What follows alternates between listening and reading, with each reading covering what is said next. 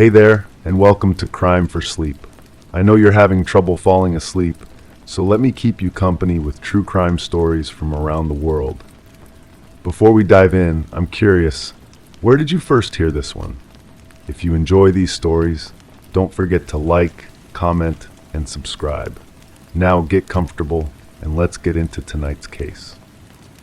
Crime 1, the farmhouse was supposed to be abandoned. No electricity, no furniture, just dust and silence.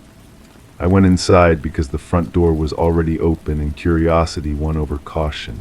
The floors creaked like they hadn't been stepped on in years, but the air felt wrong, too warm, too alive. I walked through the hallway and found a closet with a false back. When I pushed it, the panel gave way to a narrow staircase leading down into complete darkness. The walls were lined with faded newspaper clippings, all about disappearances. At the center of the room, there was a mattress still indented, a lantern still warm. Someone had been living there, someone still was, and judging by the set of fresh boot prints on the floor behind me, I wasn't alone anymore. My hands shook as I reached for my phone, but there was no signal. The basement felt like a tomb, but a lived-in tomb. The smell hit me then, coffee grounds mixed with something medicinal, antiseptic. I forced myself to look closer at the newspaper clippings. They weren't random. Each article featured a photo of a young woman. Each woman had the same general build, the same dark hair, the same hesitant smile. The dates spanned decades.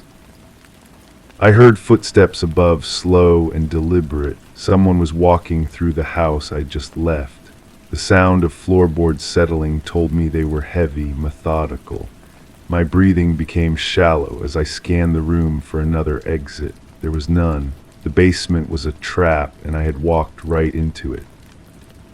The lantern's warm glow revealed more than I wanted to see.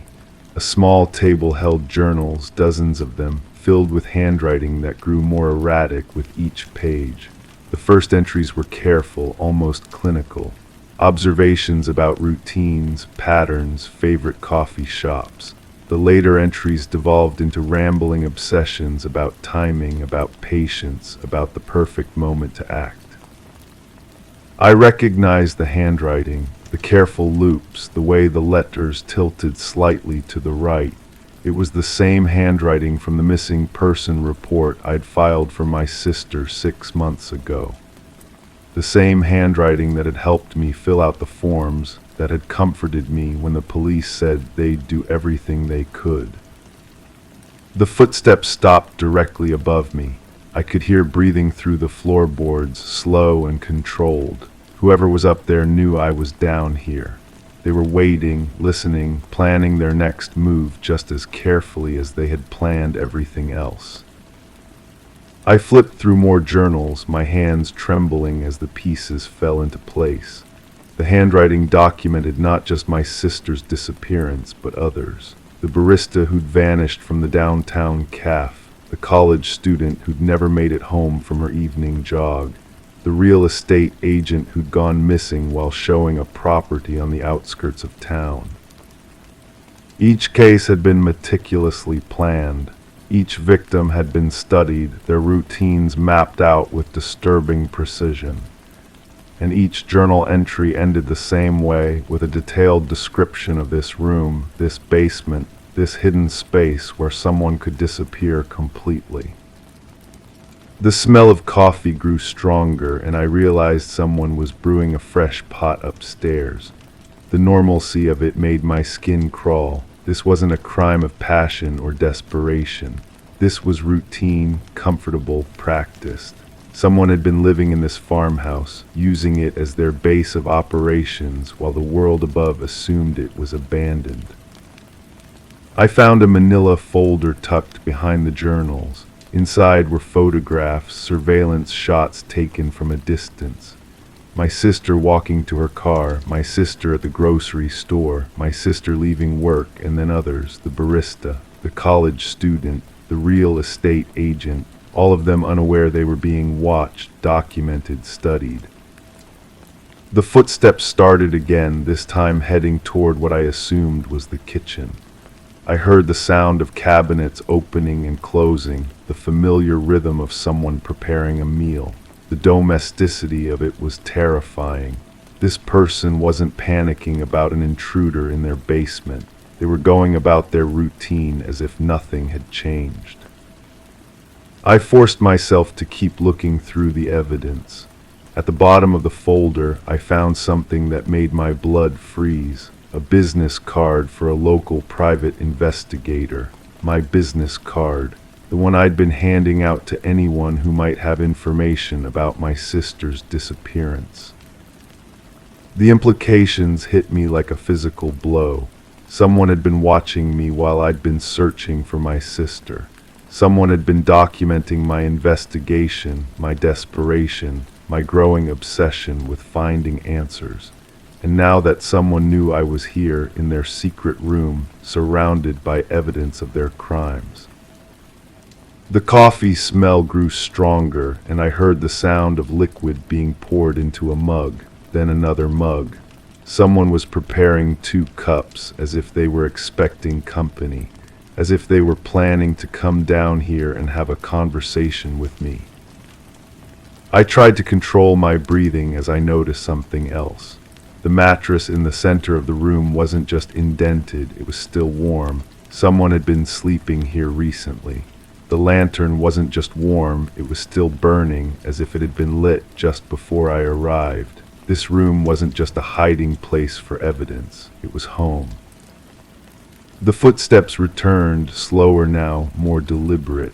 I could hear the sound of liquid sloshing in ceramic mugs. Whoever was upstairs was coming down, and they were bringing coffee for both of us. The casual nature of it terrified me more than any threat or weapon could have. I pressed myself against the wall, trying to become invisible, but I knew it was useless. The person upstairs knew exactly where I was. They had probably been watching me approach the farmhouse, had probably left the front door open on purpose. This wasn't an accident or a coincidence. This was an invitation. The footsteps reached the top of the hidden staircase. I could see the glow of a flashlight beginning to descend toward me. The beam swept across the walls, illuminating the newspaper clippings, the journals, the photographs. It was a museum of disappearances, and I was about to become the newest exhibit. As the footsteps grew closer, I realized the most terrifying truth of all. I recognized the sound of those footsteps. I recognized the careful way they navigated the stairs, the familiar rhythm of someone I'd trusted completely. Someone who had helped me file missing person reports, who had comforted me during my darkest moments, who had promised to help me find my sister. The flashlight beam finally found me, and I looked up into the face of someone I'd known for years. Someone who had been there through every step of my investigation, offering support and guidance while secretly orchestrating the very crimes I was trying to solve. They smiled and offered me one of the coffee mugs, as if we were old friends meeting for a casual chat, as if the room full of evidence surrounding us was perfectly normal. As if they expected me to sit down and discuss the weather while my sister's fate hung in the balance. The coffee was still steaming, prepared exactly the way I liked it. They had been paying attention to even the smallest details of my life, just as they had with all the others. The realization that I had been watched, studied, and manipulated for months made me nauseous. But as I stared into their familiar face, I understood that the real horror wasn't what they had done to the others. It was what they were planning to do to me, and how perfectly they had orchestrated my arrival at this moment.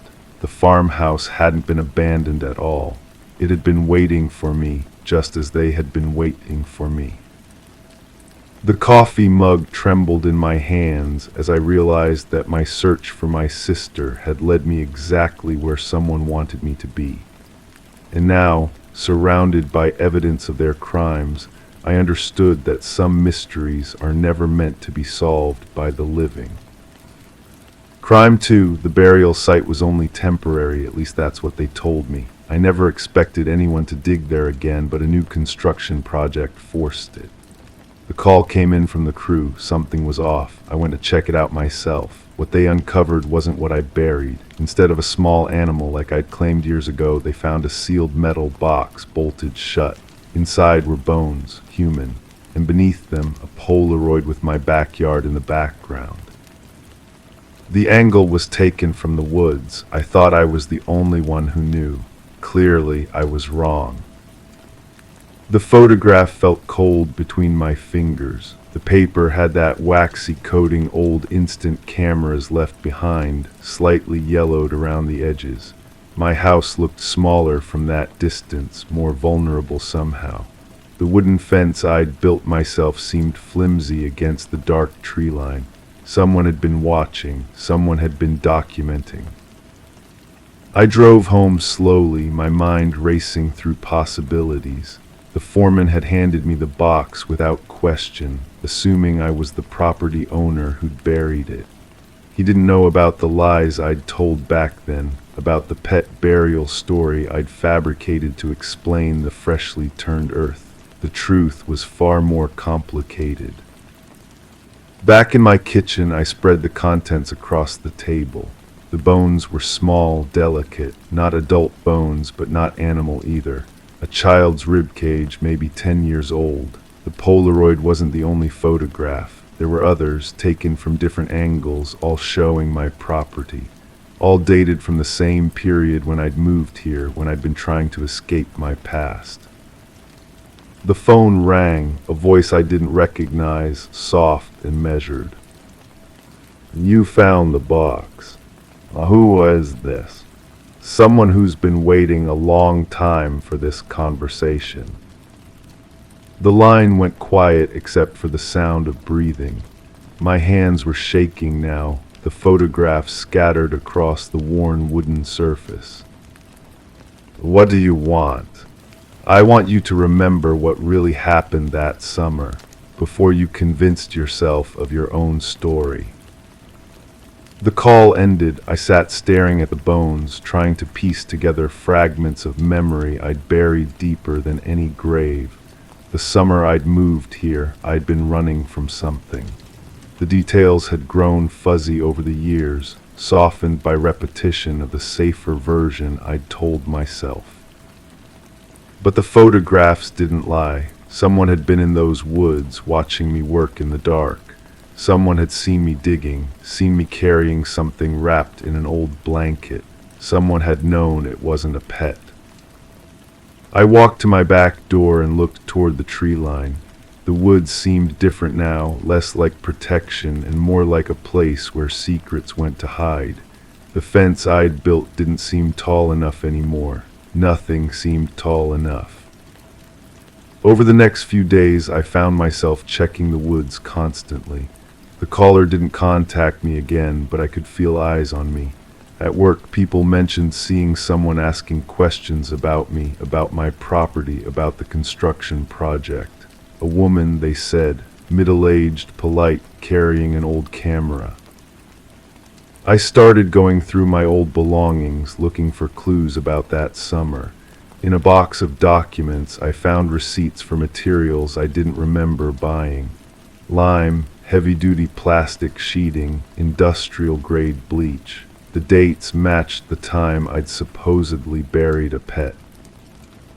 The memories started returning in pieces. A knock at my door late one evening.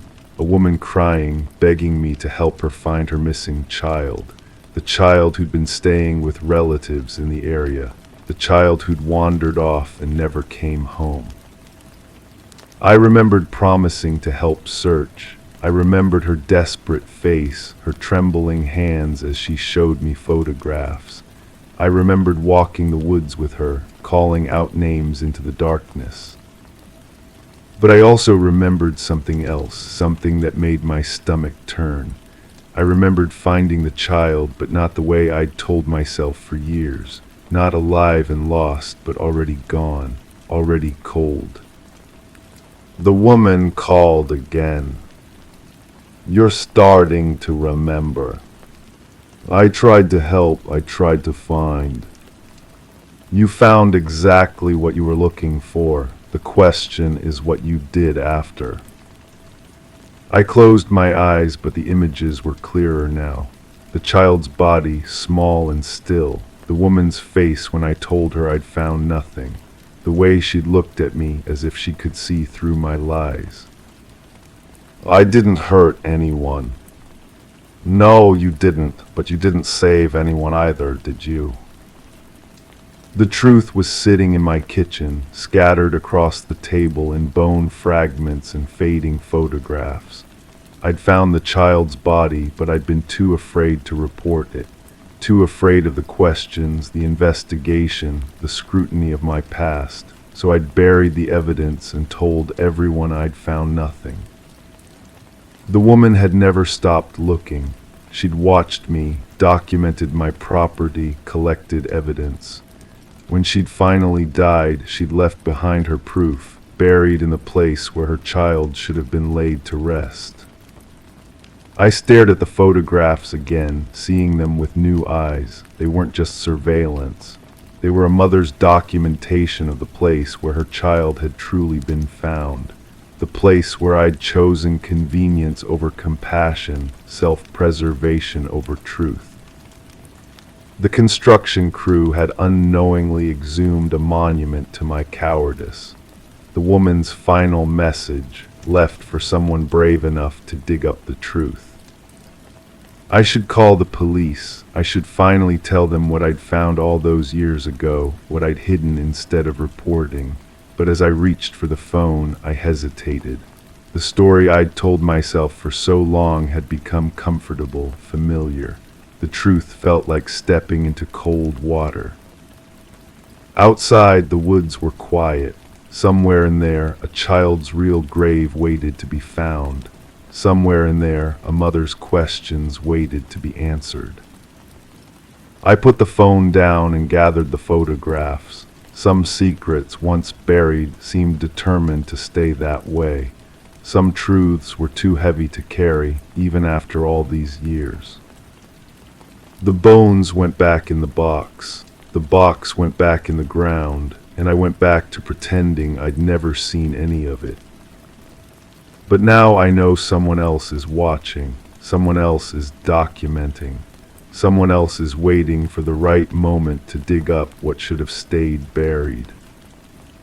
The only question is whether I'll be ready when they do. Crime 3, I was helping renovate an old inn with a friend who bought the place. The building was old but charming until we pulled up the floorboards in one of the guest rooms. Underneath, we found a narrow trench lined with rusted chains bolted into the ground. A stained pillow was wedged in the corner. I didn't want to believe what I was seeing, but the evidence was undeniable. This wasn't a cellar or crawl space. This was a holding area. Someone had been restrained here. For how long, we couldn't tell.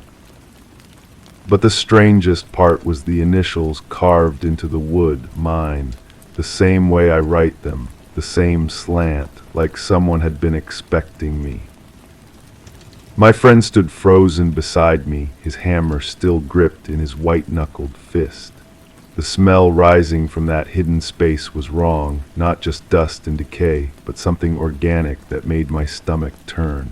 I knelt down and ran my fingers along the carved letters. The wood was smooth where the knife had cut, worn by what looked like years of someone tracing over the same marks.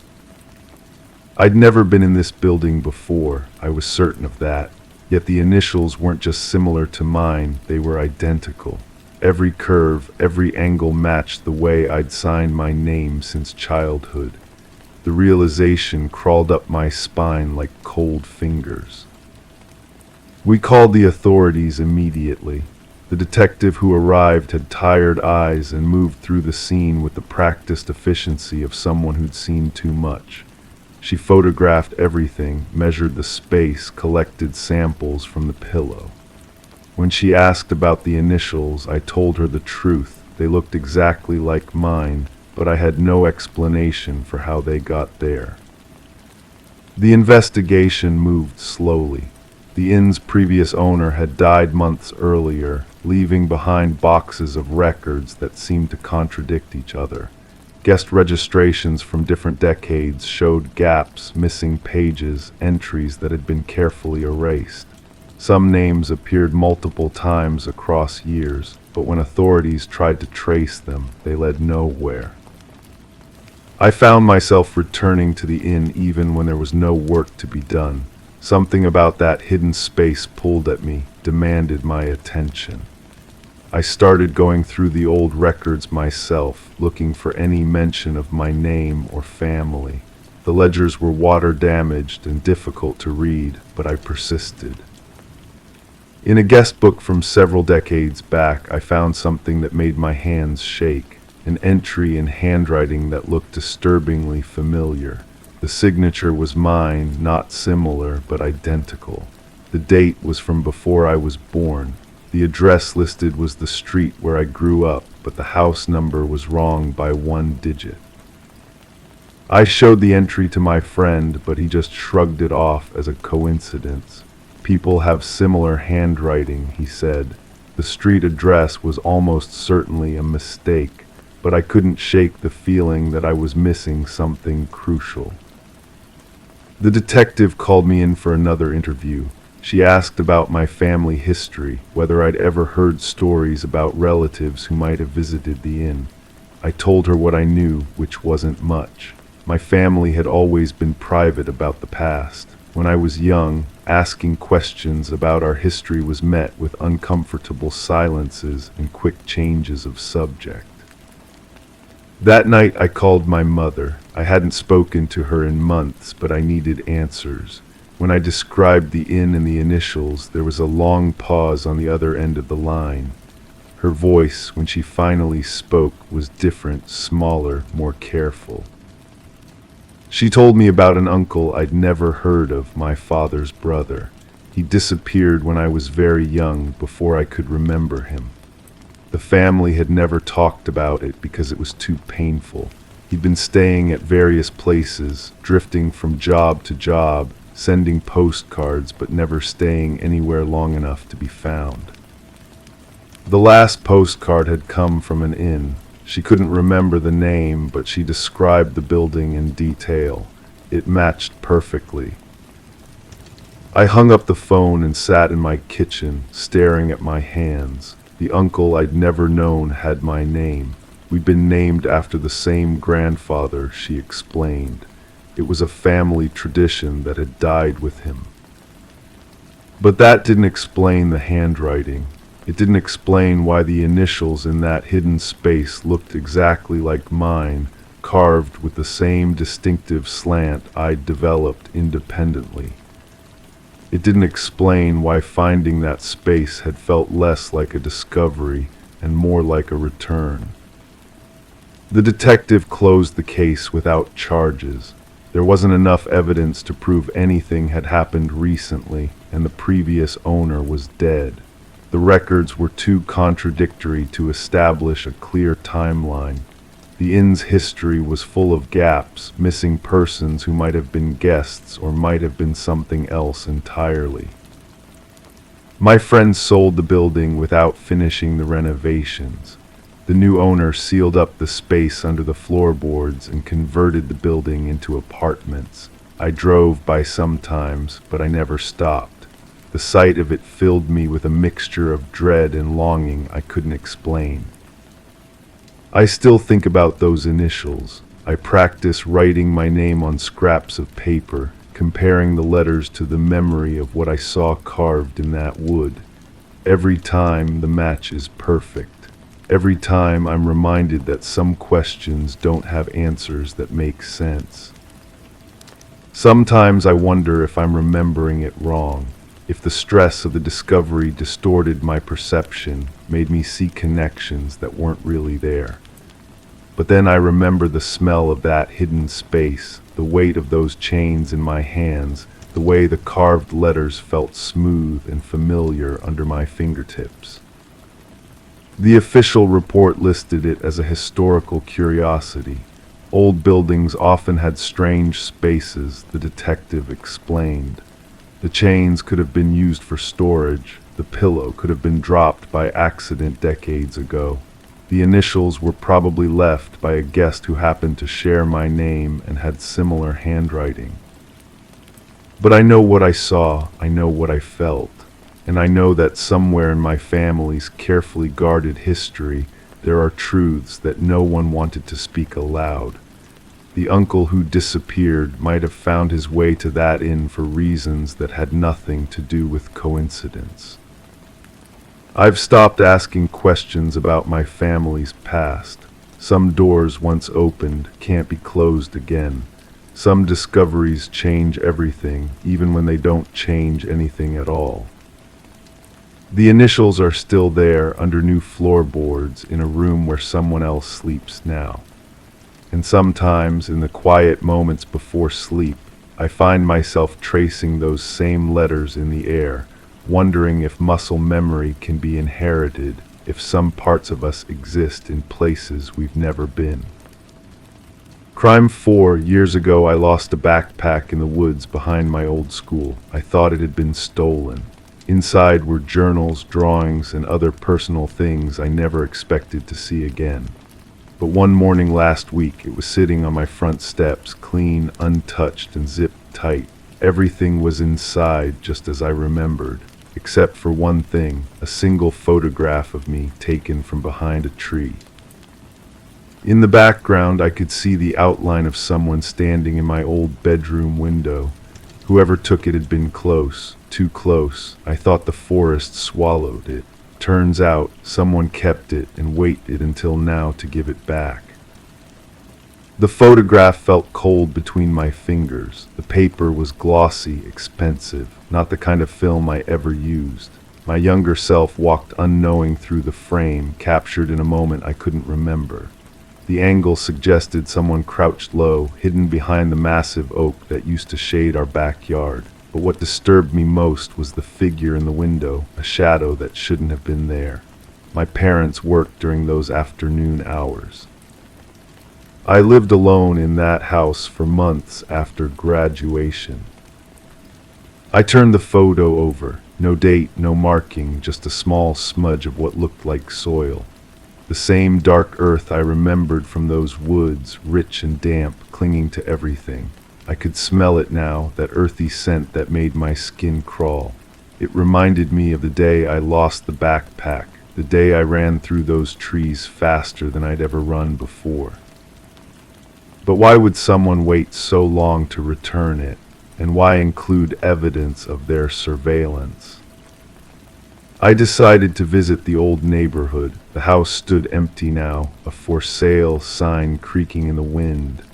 The windows were dark, but I could still see into my former bedroom. The angle matched perfectly with the photograph. Someone had stood in that exact spot, watching me, waiting for the right moment to document my presence. The current owner, an elderly woman with nervous hands, let me walk through the property. She mentioned strange occurrences, sounds in the attic, doors opening by themselves, the feeling of being watched. But what caught my attention was her description of the previous tenant, someone who lived there briefly between my family and hers. A quiet person who kept odd hours and asked too many questions about the family who lived there before. I pressed for details. She remembered boxes in the basement, personal items that weren't claimed when the tenant disappeared without notice. Her words sent a chill through me. She offered to show me what remained. The basement smelled of mildew and something else, that same earthy scent from the photograph. In the corner, behind a water heater, I found them. More photographs, dozens of them. All of me taken from different angles, different seasons. Some from the woods, others from the street, a few from what looked like inside the house itself. But the most disturbing discovery was a journal, not mine, someone else's. The handwriting was careful, methodical, page after page of observations about my daily routine, my habits, my schedule. Notes about when I left for school, when I returned, when the house went dark. The entries continued for months, ending abruptly on a date I remembered too well. The day I lost my backpack. The journal's final entry was different, urgent, almost panicked. It described a confrontation, a mistake, the need to preserve everything until the right moment. The writer had been discovered, had to flee, but promised to return someday to complete the documentation. I photographed every page with trembling fingers. The handwriting looked familiar, but I couldn't place it. Someone who knew me, who had access to my life in ways I never suspected. The journal mentioned details only someone very close could know, conversations with friends, problems at school, fears I'd never shared with anyone. As I prepared to leave, the elderly woman appeared at the top of the basement stairs. Her expression had changed. The nervousness was gone, replaced by something calculating, almost satisfied. She asked if I'd found what I was looking for. Her choice of words struck me as odd. Not found anything interesting or found what you needed, but what I was looking for, as if she knew exactly what I'd discover. I studied her face more carefully. The bone structure, the way she held her head when she spoke. Familiar, but aged, changed. She noticed my scrutiny and smiled. It wasn't a friendly smile. She mentioned that the tenant had returned recently, just for a few hours, to collect some forgotten items. She'd given them a key, trusting them as she would an old friend. They'd been so grateful, so polite, so interested in knowing whether anyone had come looking for information about the previous family. My blood went cold. The backpack had been returned exactly 1 week ago. Someone had been in that basement, retrieving those photographs, selecting which ones to keep and which ones to leave. They'd chosen the most invasive image as their calling card, their way of announcing their return. But why now? What had changed? I left the house with more questions than answers. The photographs in my phone felt like evidence, but evidence of what? A crime, obsession, or something more calculating. At home, I spread everything across my kitchen table. The returned backpack, the mysterious photograph, the images from the basement, screenshots of the journal entries. A pattern emerged, one that made my skin crawl. The documentation had been systematic, professional. This wasn't the work of a casual stalker or someone with a simple obsession. Someone had been building a case, collecting evidence, waiting for the right moment to use it. I called the police, but what could I report? That someone had returned my stolen property, that I'd found old photographs in an abandoned basement. The detective listened politely, but pointed out that no actual crime had been committed. The backpack was mine, returned voluntarily. The photographs were taken from public spaces. The journal, while disturbing, contained no explicit threats. But I knew better. This was just the beginning. The next morning, I found another photograph under my windshield wiper. This one was recent, very recent. It showed me sitting at my kitchen table the night before, examining the evidence. The angle suggested it was taken from the house across the street, from a window that should have been empty. I was no longer investigating a cold case. I was living inside one. The woods had returned my backpack, but they'd also returned something much more dangerous. Someone who had been watching, waiting, planning. Someone who wanted me to know they'd never really gone away. And now they were ready to finish what they'd started all those years ago.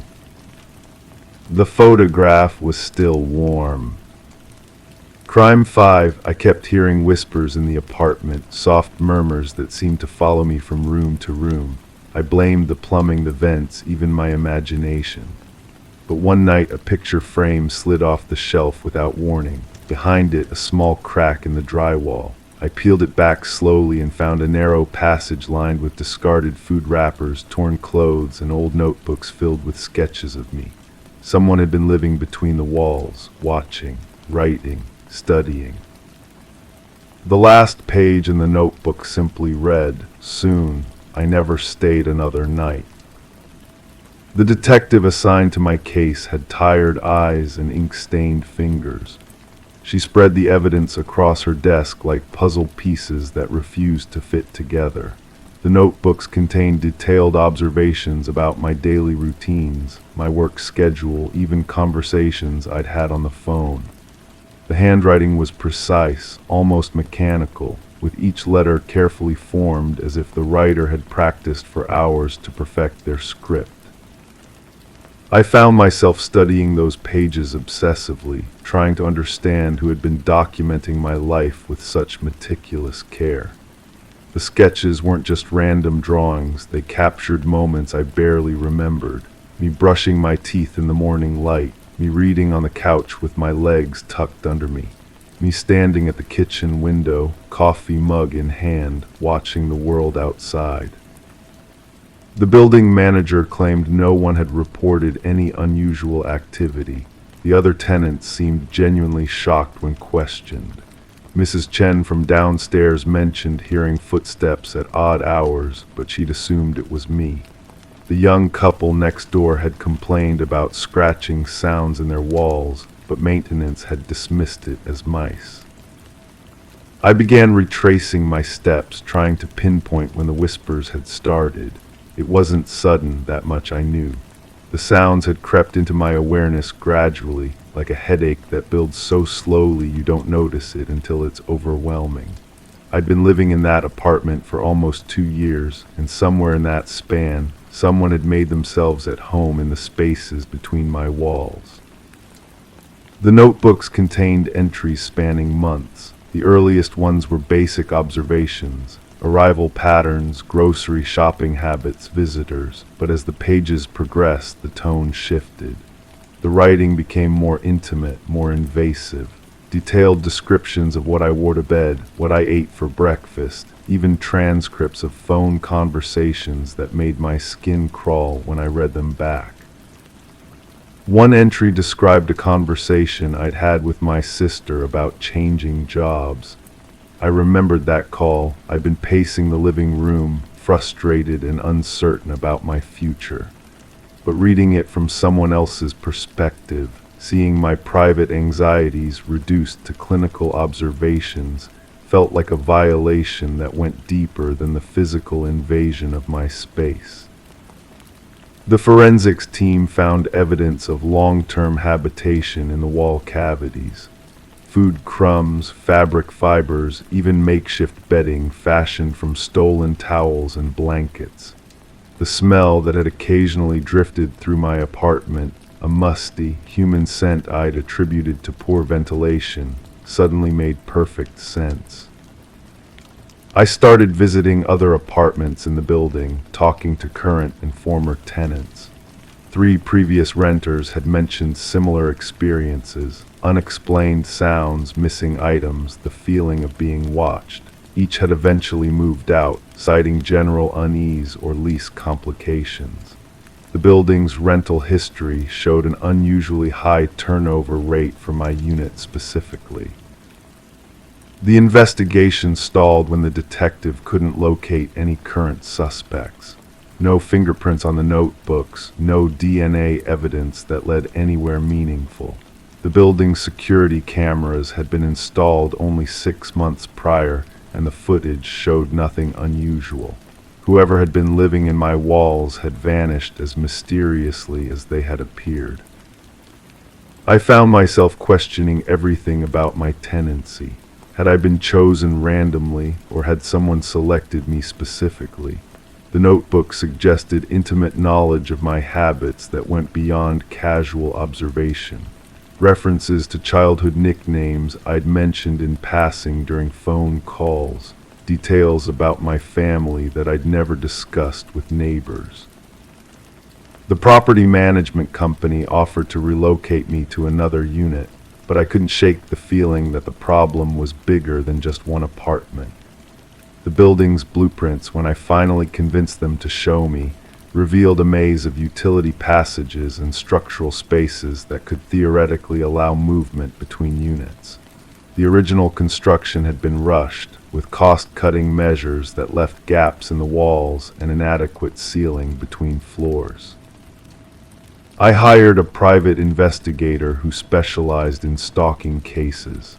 She reviewed the evidence with a professional detachment that both comforted and unsettled me. Her theory was that the perpetrator had likely been someone with access to the building during construction or renovation, someone who understood the layout intimately enough to create a hidden living space. But when I pressed her for specifics, for concrete leads we could follow, she became vague. The case had too many unknowns, too many variables that pointed in different directions.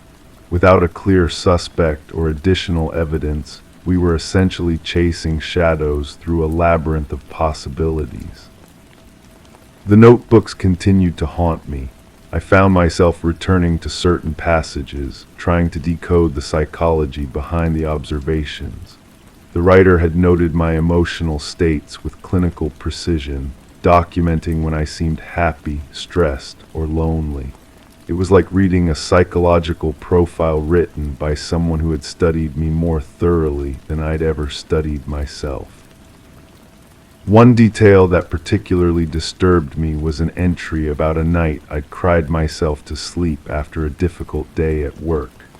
The observation was written with such accuracy that I could almost feel the presence that had been listening to my private moment of vulnerability. The violation wasn't just physical, it was emotional, psychological, deeply personal. The detective eventually closed the case without charges. No ongoing threat could be established, and without a suspect, there was little more the police could do. The building management sealed the wall passages they could access, but the layout of the structure made it impossible to guarantee that every potential hiding space had been discovered. I moved out within the month, but the experience followed me. I found myself checking walls in my new apartment, listening for sounds that shouldn't be there, questioning whether any space could truly be secure. The notebooks had been returned to me as evidence, but I couldn't bring myself to throw them away. They sat in a box in my closet, a reminder of how thoroughly someone had invaded my privacy without my knowledge. The most unsettling realization was how normal everything had seemed while it was happening. I'd gone about my daily routine, believing I was alone and safe, while someone documented my every move. The whispers I'd dismissed as building sounds had been real voices, real conversations happening just beyond my perception. Sometimes I wonder if the person who wrote those notebooks ever found another place to hide, another life to study and document. The investigation had revealed nothing about their identity, their motivations, or their current whereabouts. They had simply disappeared, leaving behind only the evidence of their presence and the knowledge that privacy is far more fragile than we assume. The case remains open technically, but I know it will never be solved. Whoever was living in my walls understood how to exist in the spaces between normal life and detection. They had mastered the art of being present without being seen, of observing without being observed. The notebooks were their legacy, a detailed record of successful surveillance that left more questions than answers. I still read those entries sometimes, trying to understand what drove someone to live that way, to choose observation over interaction, documentation over connection. The handwriting never wavers, never shows emotion or doubt.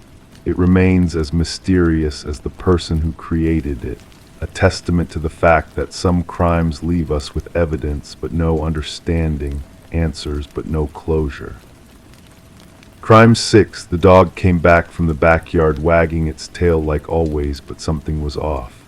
It was chewing on something, knowing like it had found a bone. When I got closer, I froze. It wasn't a bone, it was a finger, human. The nail was cracked, the skin torn, and there was a silver ring still attached. I immediately checked the fence. No break, no hole, nothing. I called the police, but when they arrived, the finger was gone. The dog had buried it again, somewhere. The next day, I woke up to dirt on my doorstep and another finger perfectly placed on the mat. I kept staring at that second finger, trying to make sense of what I was seeing. The skin was pale, almost translucent, and there was something familiar about the shape of the nail. The way it curved slightly to the left. I'd seen that before, but I couldn't place where. My hands were shaking as I called the police again, but this time I took pictures first. Flash after flash, documenting every angle, every detail. The detective who arrived was different from the one who'd come the day before. She wore thick glasses and spoke in a monotone voice that made everything sound routine. She asked me questions I couldn't answer properly. Had I noticed any strangers in the neighborhood, any unusual activity, any missing persons I might know about? I kept saying no, but my voice sounded hollow even to me. The truth was, I barely knew my neighbors. I worked from home, ordered groceries online, lived a quiet life behind closed curtains. The detective bagged the finger and left me with a case number and a business card that felt rough between my fingers. That night I couldn't sleep. Every sound from the backyard made me jump. The dog seemed restless too, pacing back and forth by the back door, whimpering softly. I found myself standing at the kitchen window, staring out into the darkness, wondering what else might be buried out there. The yard looked different in the moonlight. Shadows fell in places where I'd never noticed them before. There were patches of disturbed earth near the old oak tree, areas where the grass seemed newer, greener. I started digging the next morning. My hands worked mechanically, moving dirt and clay, searching for answers I wasn't sure I wanted to find. The soil was damp and cold, and it smelled like something had been decomposing underneath. After an hour of digging, I found a small piece of fabric. Blue cotton, torn and stained with something dark. It was soft between my fingers, like it had been washed many times, like a favorite shirt someone might wear on weekends. The fabric triggered something in my memory. I remembered seeing someone wearing a similar shirt, but the image was hazy, like trying to focus on a dream after waking up. I called the detective and told her about the fabric. She said she'd send someone to collect it, but her tone suggested this was becoming more complicated than anyone wanted it to be. When the crime scene technicians arrived, they brought equipment that looked too sophisticated for my quiet neighborhood. They sectioned off my backyard with yellow tape and started a systematic search. They found more pieces, a button, a shoelace, a small metal object that looked like a house key. Each discovery made my stomach tighten. The technicians worked silently, communicating through gestures and nods. They treated my backyard like a crime scene, which I suppose it was. The dog watched from the kitchen window, pressing its nose against the glass, leaving fog marks that looked like question marks. The detective came back that afternoon with more questions. She wanted to know about the previous owners of my house, about any construction or landscaping work I'd done, about visitors I'd had. I told her I'd lived here for 3 years, bought the place from an elderly woman who moved to a nursing home.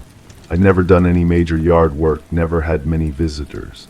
The detective wrote everything down in a small notebook, her pen scratching across the paper with mechanical precision. She asked about the elderly woman who'd sold me the house. I realized I barely remembered her. She'd been thin, with gray hair and clothes that seemed too big for her frame. She'd seemed eager to sell, accepting my offer without negotiation. During the walkthrough, she'd mentioned something about her garden, about how she'd spent years working in the backyard, but I hadn't paid much attention. I was focused on the house itself, on the good bones and the quiet neighborhood. The detective made a phone call while standing in my kitchen.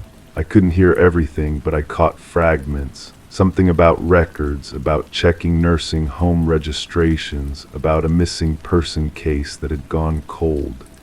When she hung up, she looked at me differently. Not like a witness anymore, but like someone who might know more than they were saying. That evening, I found myself going through old paperwork, looking for anything related to the house purchase. In a folder tucked away in my desk, I found the original listing and some notes from the real estate agent. The elderly woman's name was written in the margin, along with a phone number and an address for the nursing home. I stared at the name until my eyes hurt, but it meant nothing to me. Just letters arranged in a pattern that should have been significant but wasn't. I called the nursing home. The person who answered spoke in hushed tones, the way people do when they're used to delivering bad news. She told me that the woman I was asking about had never been a resident there. They had no record of her, no paperwork, no evidence she'd ever existed in their system. The address on my paperwork led to a building that had been demolished 2 years ago. The weight of that information settled on me slowly. I'd bought my house from someone who apparently didn't exist, someone who disappeared without leaving any trace except for what was buried in my backyard. The real estate transaction had been handled through lawyers and banks, processed through systems that were supposed to verify everything. But somehow, a ghost had sold me a house and vanished with the money. I started looking at my neighbors differently. The woman who lived across the street, who always waved when she saw me but never came over to chat. The man who jogged past my house every morning, who sometimes slowed down to look at my yard with more interest than seemed normal. The couple next door who kept their curtains drawn and played music loud enough to muffle other sounds. Any of them could have known something. Any of them could have been involved. The detective called me the next day with results from the lab. The fingers belonged to different people. 2 different victims, both adult females, both dead for an estimated 6 months to a year. The DNA was being run through missing persons databases, but the process would take time.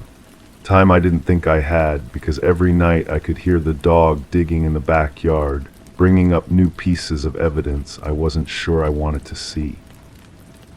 I stopped sleeping through the night. Every sound made me wonder if someone was out there, watching, waiting to see what I'd do next.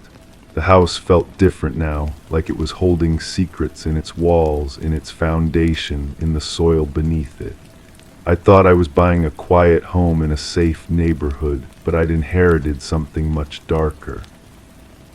The truth was slowly surfacing, one piece at a time. But I was beginning to understand that some truths are too heavy to carry alone. And I was starting to wonder if I was just another victim in a story that had been unfolding long before I arrived, or if I was something else entirely. Something I wasn't ready to admit, even to myself. Crime 7, I live alone, always have. That night I came home, put my keys in the lock, and found the door already bolted from the inside. I stood there frozen. No one had a copy. No one could have gotten in. When I finally forced the door open, everything looked untouched except for the mirror above my sink. It had a message written in condensation. You weren't supposed to leave. I checked every room, every corner. No one was there. But in the corner of the living room, behind the curtain, a fresh footprint was pressed into the carpet, facing outward, waiting.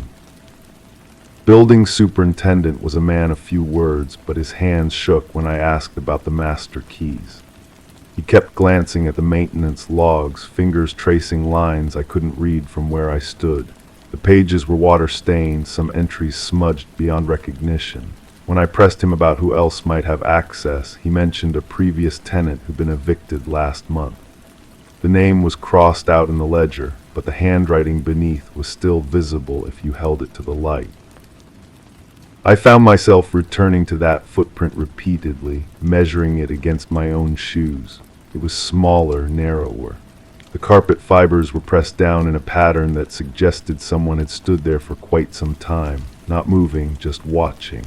The curtain above showed no signs of being disturbed, but when I ran my fingers along the fabric, I felt something sticky near the bottom hem. A substance that left a faint metallic taste in my mouth when I unconsciously touched my lips afterward.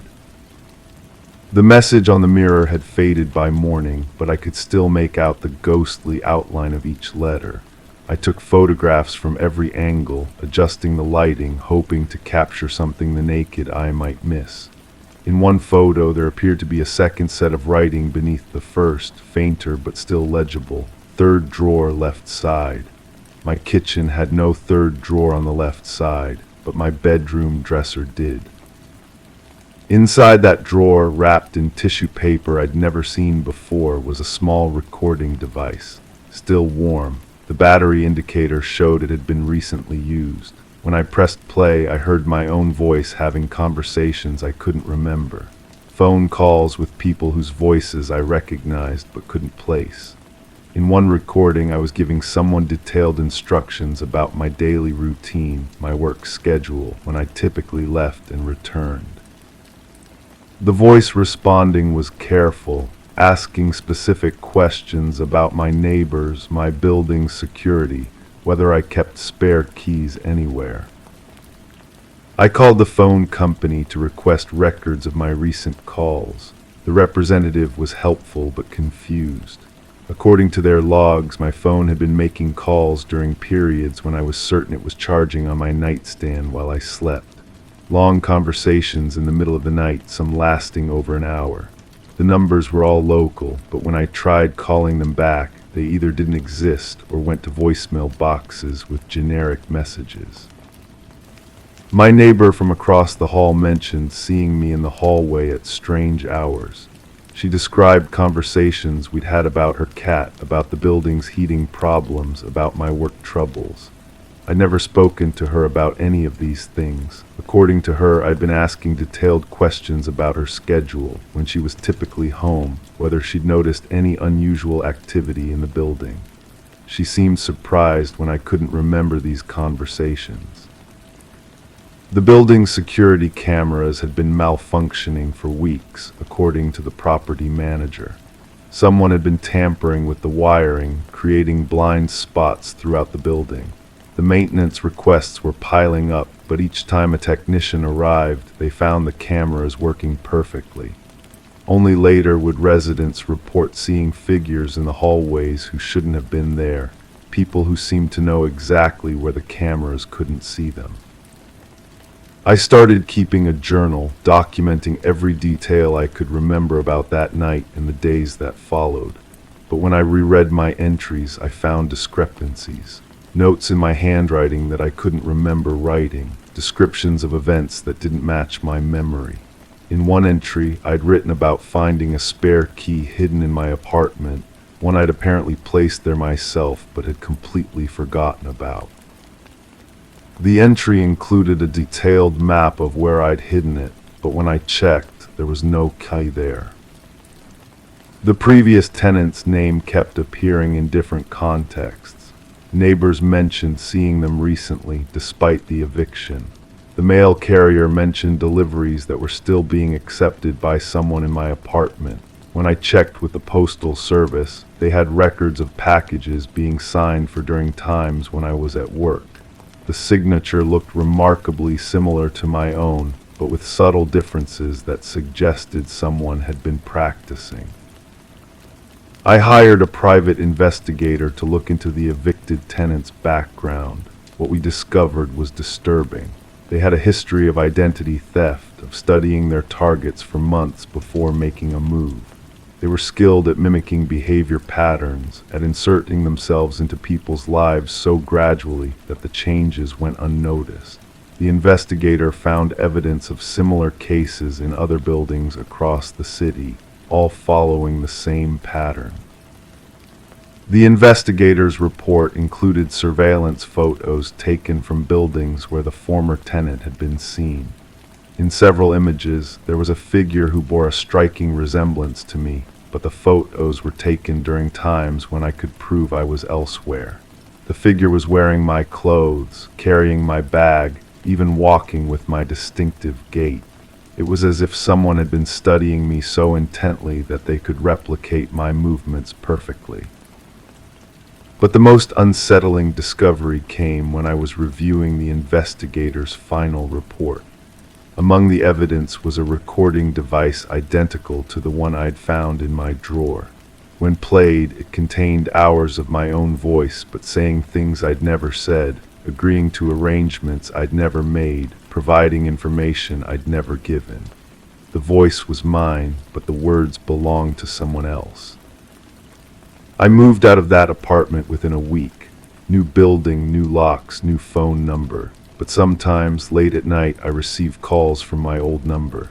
When I answer, I hear my own voice on the other end, having conversations with people I don't recognize, making plans I never agreed to. The voice sounds exactly like mine, but it's discussing a life I'm not living, relationships I don't have, commitments I never made. The footprint in the carpet wasn't the only evidence someone had been in my apartment. It was just the only evidence I was meant to find.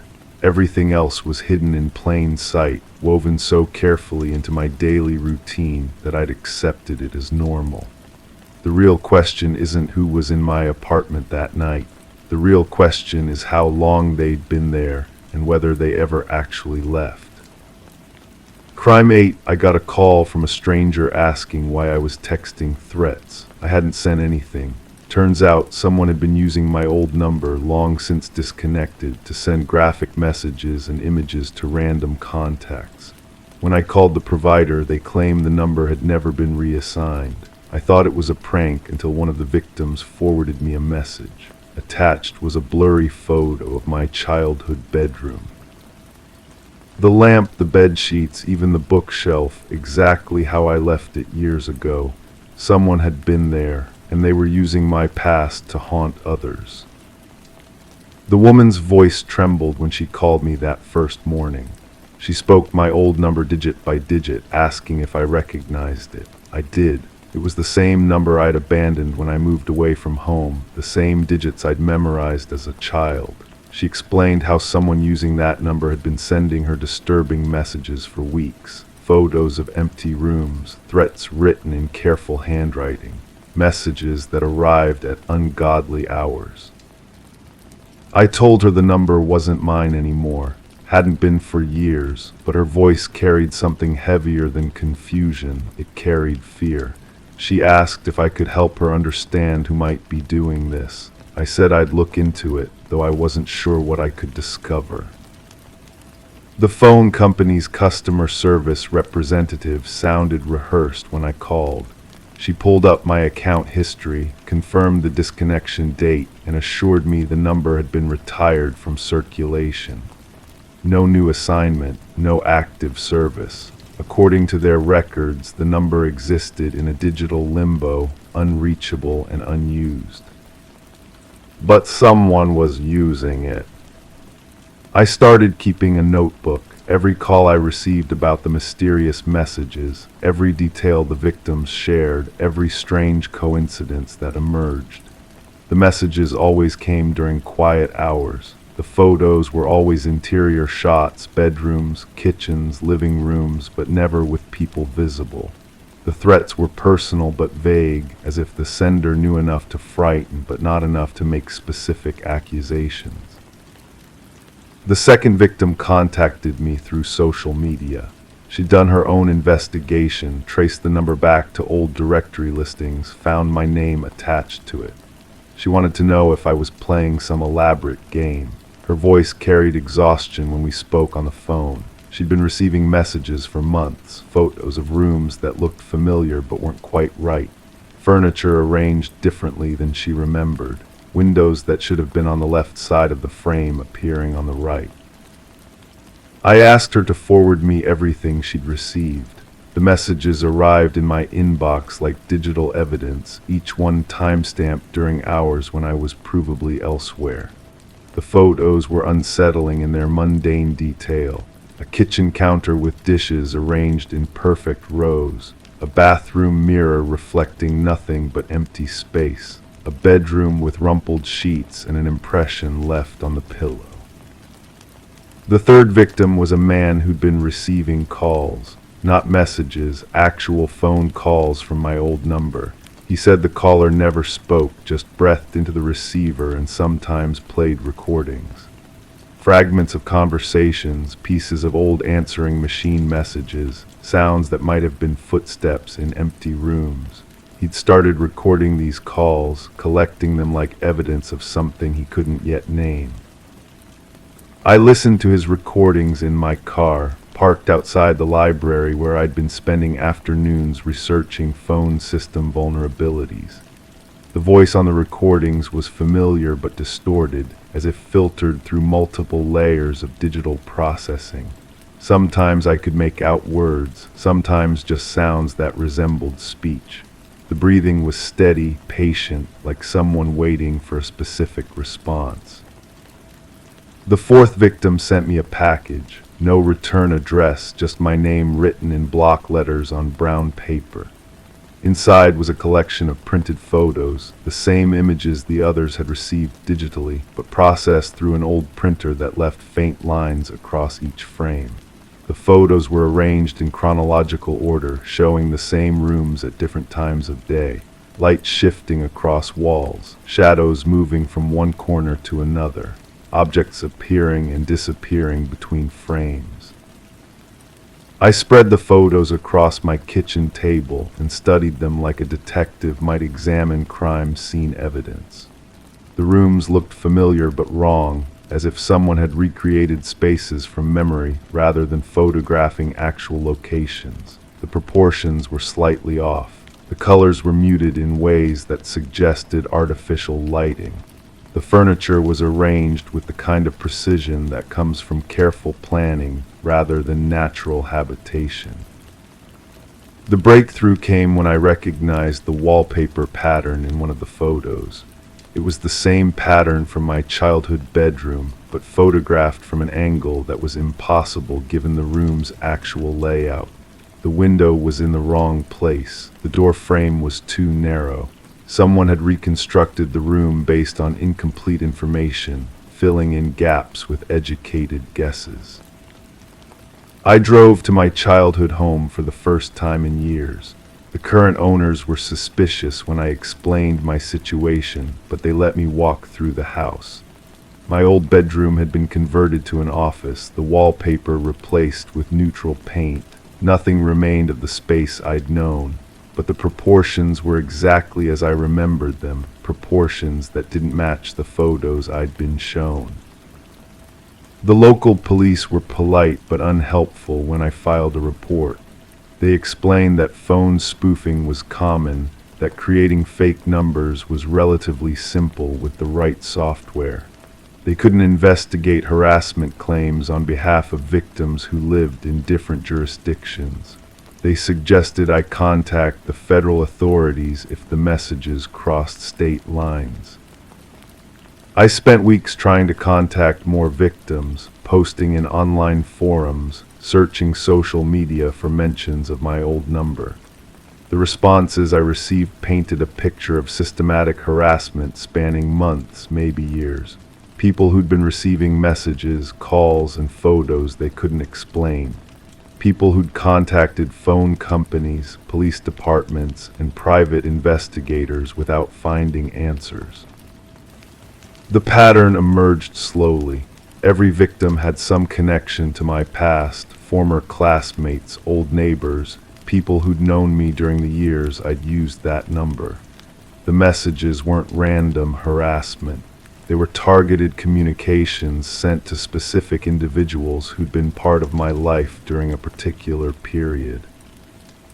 I started making lists, people from high school, family friends, former coworkers, anyone who might have had my old number stored in their contacts. The names filled several pages, but I couldn't identify a common thread beyond their connection to me. Some I'd lost touch with naturally. Others I'd deliberately avoided after falling out or growing apart. The fifth victim was someone I'd hoped never to hear from again. We'd been close once before things went wrong in ways that made continued contact impossible. They called me directly, bypassing the careful distance we'd maintained for years. Their voice carried the same exhaustion I'd heard from the others, but underneath was something else, recognition, maybe, or resignation.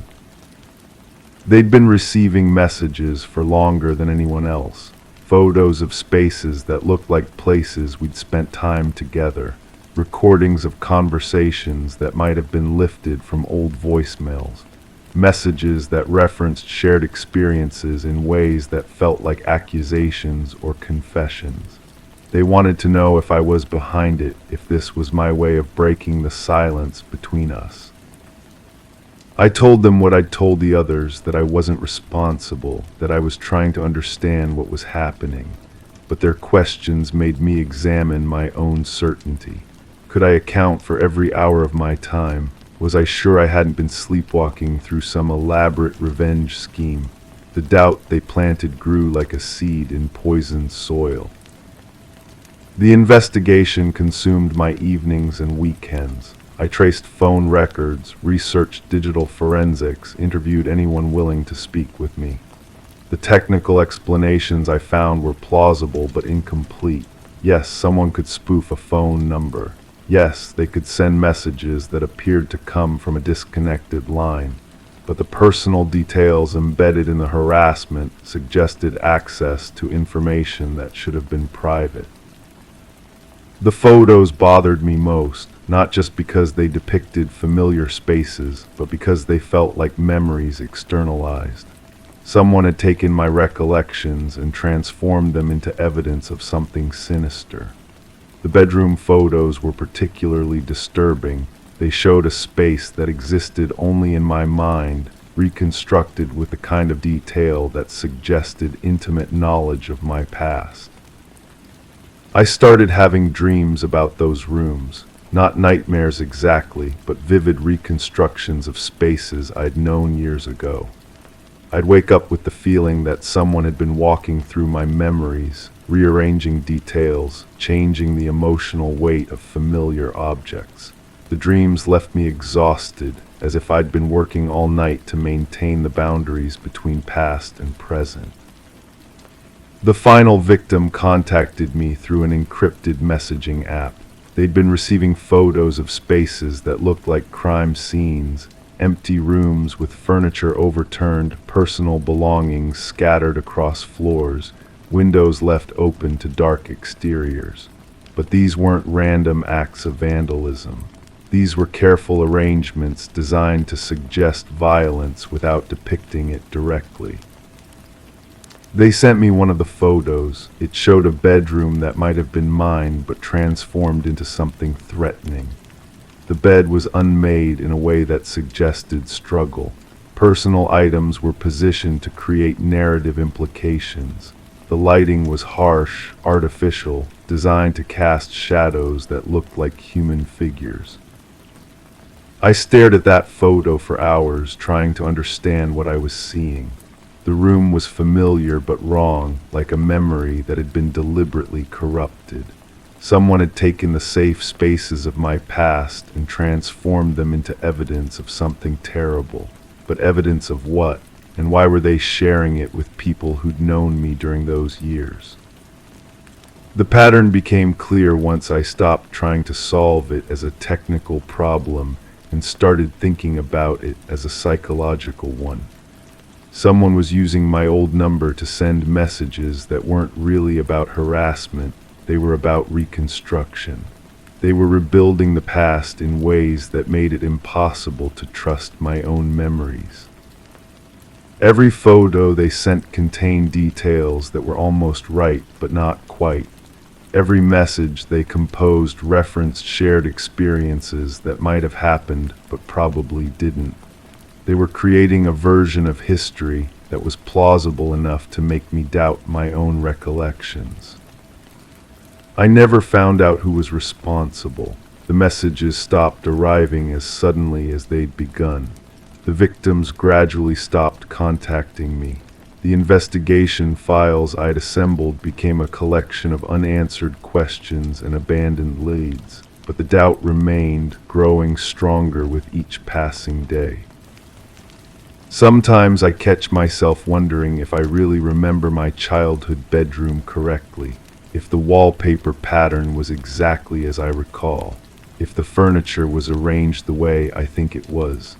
The photos showed me a version of that space that felt more real than my actual memories, and that's when I understood what had really been stolen from me.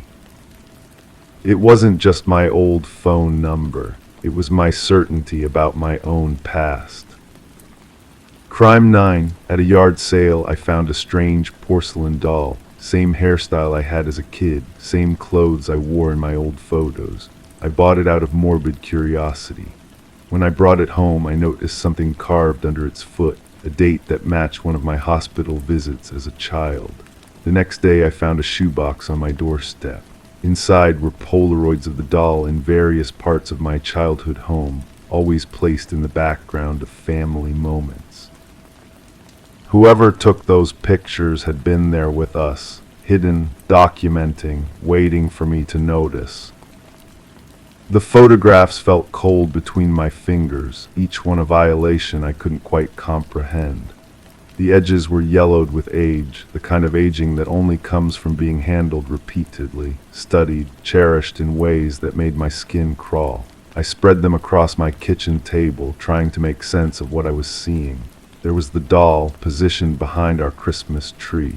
Another showed it tucked beneath the couch during what looked like my birthday party. The angle of each shot suggested someone crouched, hidden, patient. My hands trembled as I recognized the wallpaper, the furniture, the very air of spaces I had considered safe. Someone had been there, breathing the same air, watching us live our lives while documenting something I couldn't yet understand. The doll's painted smile seemed to mock me from every image, its glassy eyes reflecting camera flashes from decades past. I called my mother that evening, my voice carefully controlled.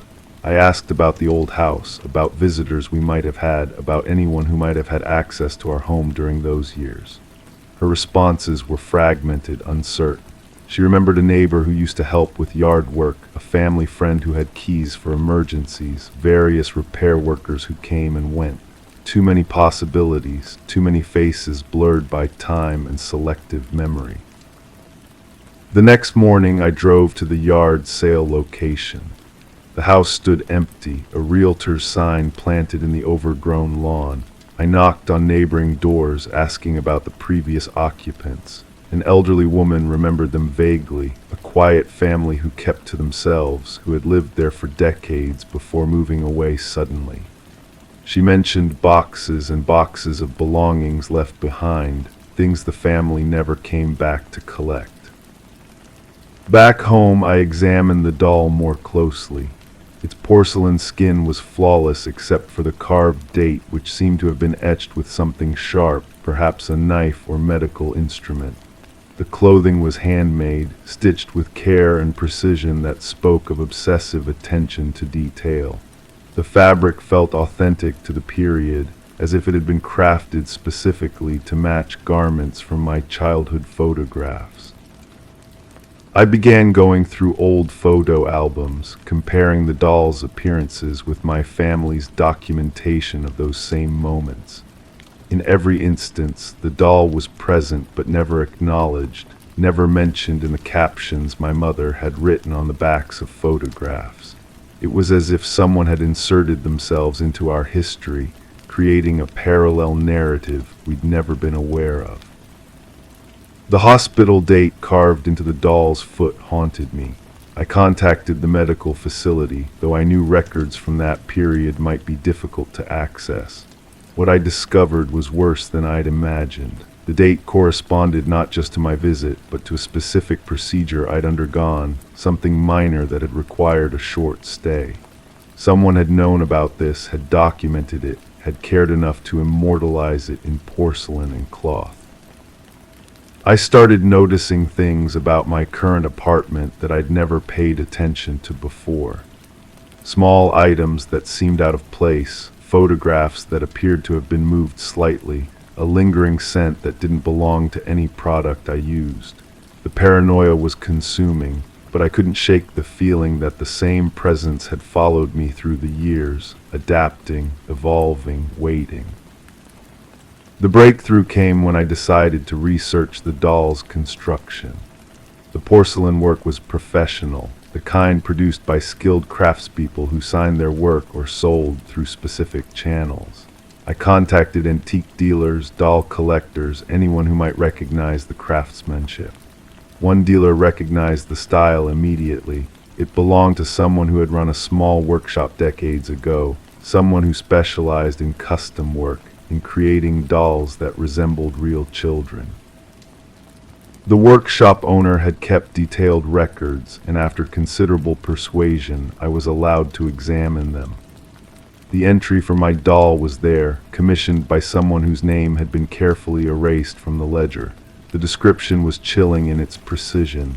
Specific measurements, detailed photographs of the subject, even fabric samples that matched my childhood clothing exactly.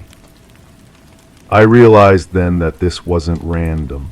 Someone had studied me, had access to my family's private spaces, had commissioned a replica of me, and then spent years documenting its presence in my life. The photographs weren't just evidence of trespassing. They were trophies, proof of an intimacy I'd never consented to, a relationship I'd never known existed. The investigation led me to examine other aspects of my childhood with new eyes. I remembered a family friend who had always seemed particularly interested in me, who had volunteered to babysit, who had given me gifts that seemed unusually personal. I remembered feeling uncomfortable around this person, though I'd never been able to articulate why.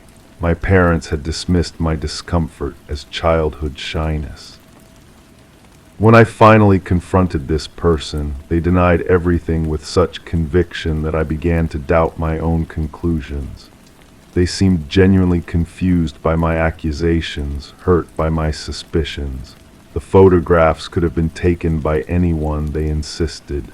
The doll could have been a coincidence, a strange twist of fate that had nothing to do with them. But I noticed how their hands shook when they spoke, how their eyes never quite met mine when they denied knowing about the doll. I saw how they glanced toward a closet door that remained firmly closed throughout our conversation, how they seemed eager to end our discussion and have me leave their home. The truth remained elusive, dancing just beyond my grasp. I had evidence but no proof, suspicions but no certainty. The doll sat on my mantel, its painted smile as enigmatic as ever, holding secrets that might never be fully revealed. Sometimes I caught myself staring at it, wondering if it had been meant as a gift or a warning, whether its creator had loved me or simply been fascinated by the idea of possessing something that looked like me. The case files I'd accumulated filled several boxes, but they told an incomplete story. The person who had commissioned the doll remained anonymous, protected by erased records and faded memories. The photographer who had documented its presence in my childhood home had left no fingerprints, no identifying marks, no trail that led to a name or face I could confront. I still receive packages sometimes, small items that seem connected to my past but offer no clear message. A button that matches one missing from a childhood coat, a ribbon that resembles one I'd worn in school photographs. These gifts arrive with no return address, no explanation, no demand for acknowledgement or response. The doll watches over these additions to my collection, its porcelain features unchanging while I age around it. I've considered destroying it, throwing it away, giving it to someone else to deal with, but I can't bring myself to let it go.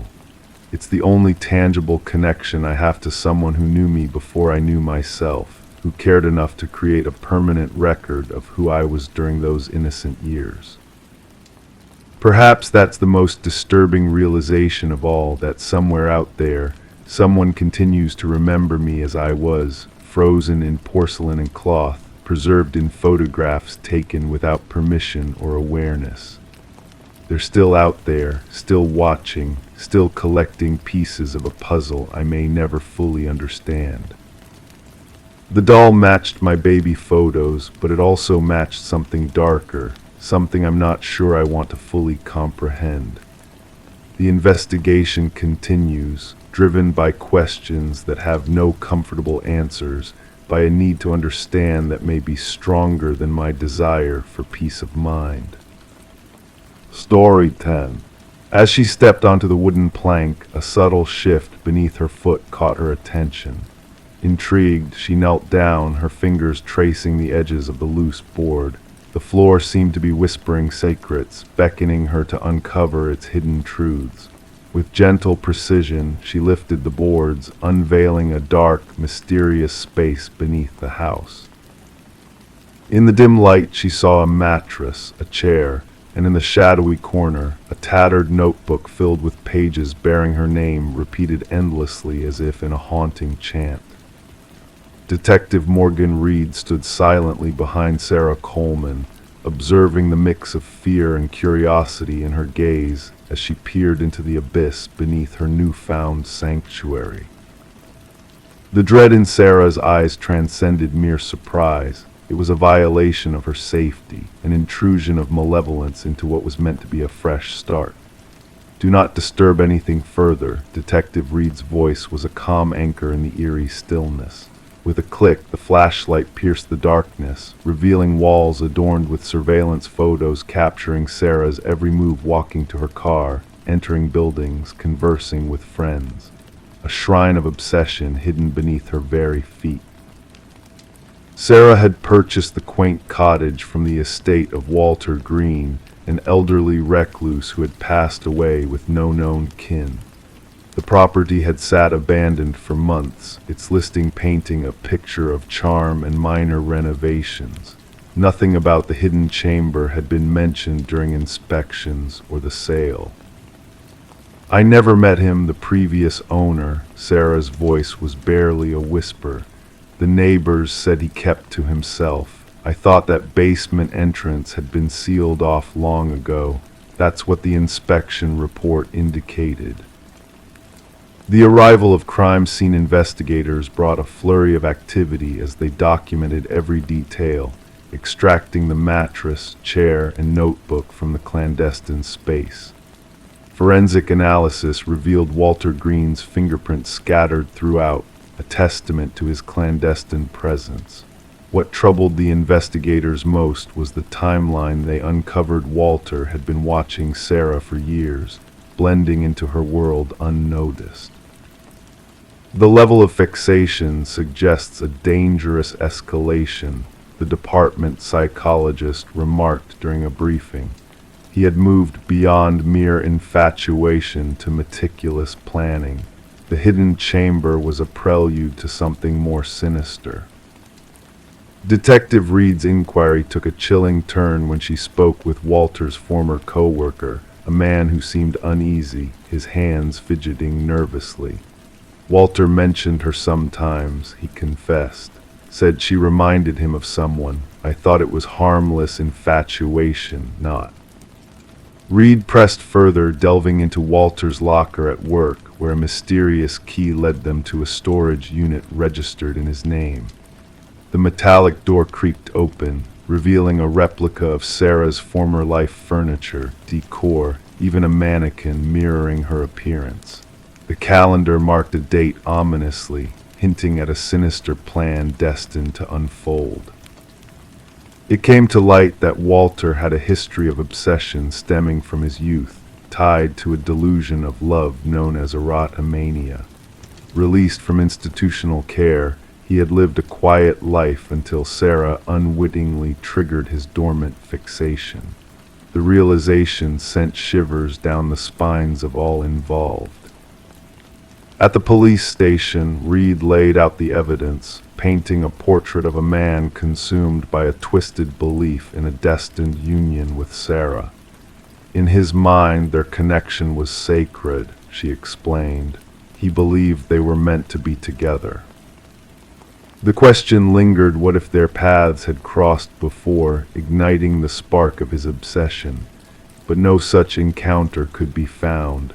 Sometimes the seeds of fixation are planted with the smallest gestures, imperceptible actions that take root in fertile minds. Unable to shake the haunting presence of Walter Green, Sarah made the difficult decision to sell the house, severing ties with the past that had encroached upon her present. With each step away, she sought solace in a new beginning, guarded yet hopeful for a future free from shadows. The investigation concluded with Walter's death, labeled as stalking with intent to abduct, a grim reminder of how close Sarah had come to a darker fate. She relocated, reshaping her routines, mindful of the dangers that linger in the periphery of ordinary life. The cottage found new owners, unaware of the chilling history that lay concealed beneath its floorboards. The hidden room was sealed, the echoes of its secrets fading into obscurity. Life carried on, but for those privy to the truth, the tale of the room beneath the floor remained a cautionary whisper, a reminder of the unseen perils that linger, the monsters that vanish before capture, and the fragile line between safety and the abyss. Story 11: The Whispering House Case. She desired to refresh the nursery before the little one's arrival. The walls wore a faded blue hue, a color that had absorbed countless tales over time. As she applied the first coat of white paint, a hidden secret emerged from beneath letters, initially faint, then gradually sharpening into focus. A message etched beneath the surface. "Don't let it hear you," her breath hitched. Stepping back, she noticed something peculiar: tiny handprints imprinted in the fresh paint, positioned too high for any child to reach. This discovery in the nursery of the Morgan household marked the inception of what later became known as the Whispering House Case. The young couple had acquired the Victorian-style home just months prior at an unbelievably low price. The real estate agent had only mentioned minor cosmetic issues, omitting any reference to the property's shadowed past. Detective Sarah Klein arrived at the residence, notebook in hand. A woman, her belly swollen with pregnancy beneath paint-stained overalls, answered the door. Dark circles encircled her eyes, evidence of sleepless nights. The detective observed the woman's trembling hands as she recounted the unsettling finding of the message and handprints. "The previous owners vanished suddenly," the woman explained. "The neighbors claimed they departed in the dead of night. No moving truck, just essential belongings packed into their car." Detective Klein traversed the historic dwelling, her steps echoing on weathered floorboards. Standing in the nursery, she scrutinized the partially painted wall, the message still faintly visible where the painting had been abruptly halted. Beside it, 5 small handprints pressed into the wet paint, positioned at a height suitable for an adult's shoulders. Back at the precinct, Detective Klein delved into records regarding the property. The house had changed hands 8 times in 30 years, a remarkably high turnover rate. Each family had resided there for less than 2 years. More troubling were the child welfare reports linked to 3 of those families. Children had reported hearing whispers from the walls and sensing a presence watching them as they slumbered. The detective delved further, examining construction records and historical documents.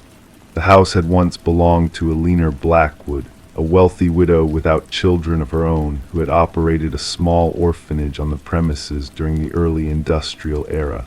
Newspaper clippings referenced 5 children who had vanished from her care. Authorities at the time speculated that they had run away, a common occurrence for orphans during that period. Upon Alina's demise, workers renovating the house uncovered a sealed chamber behind the nursery wall.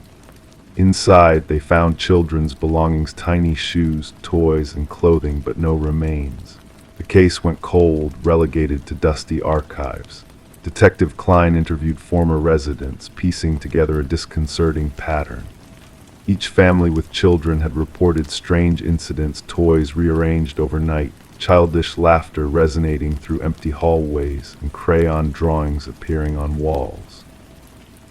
Most had dismissed these occurrences as figments of imagination until the writing surfaced. The message varied slightly in each account. "Don't let them find you. Don't make a sound. Don't let it hear you." Always the same handwriting, always uncovered during nursery repainting.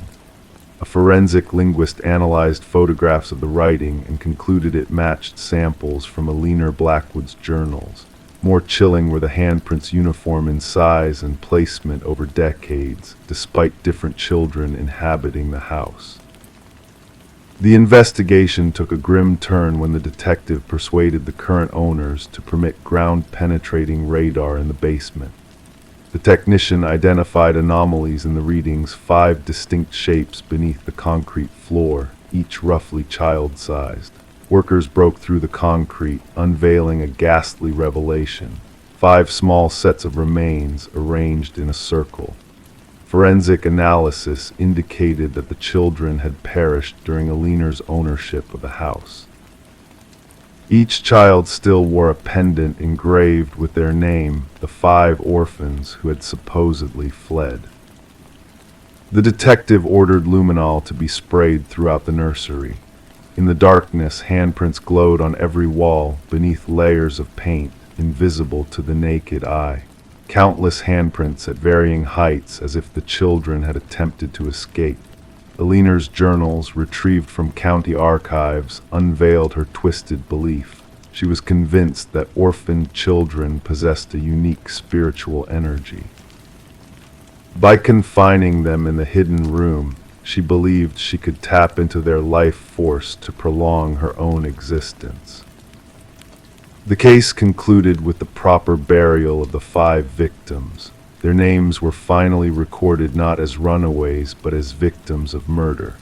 The house remained vacant thereafter, the expectant couple declining to return even to retrieve their belongings. Detective Klein submitted her final report, featuring photographs of the luminol-illuminated handprints and the hidden message under the paint. She noted that while justice had been served for the initial victims, an inexplicable presence lingered in that house, something that continued to reach out through layers of paint and time.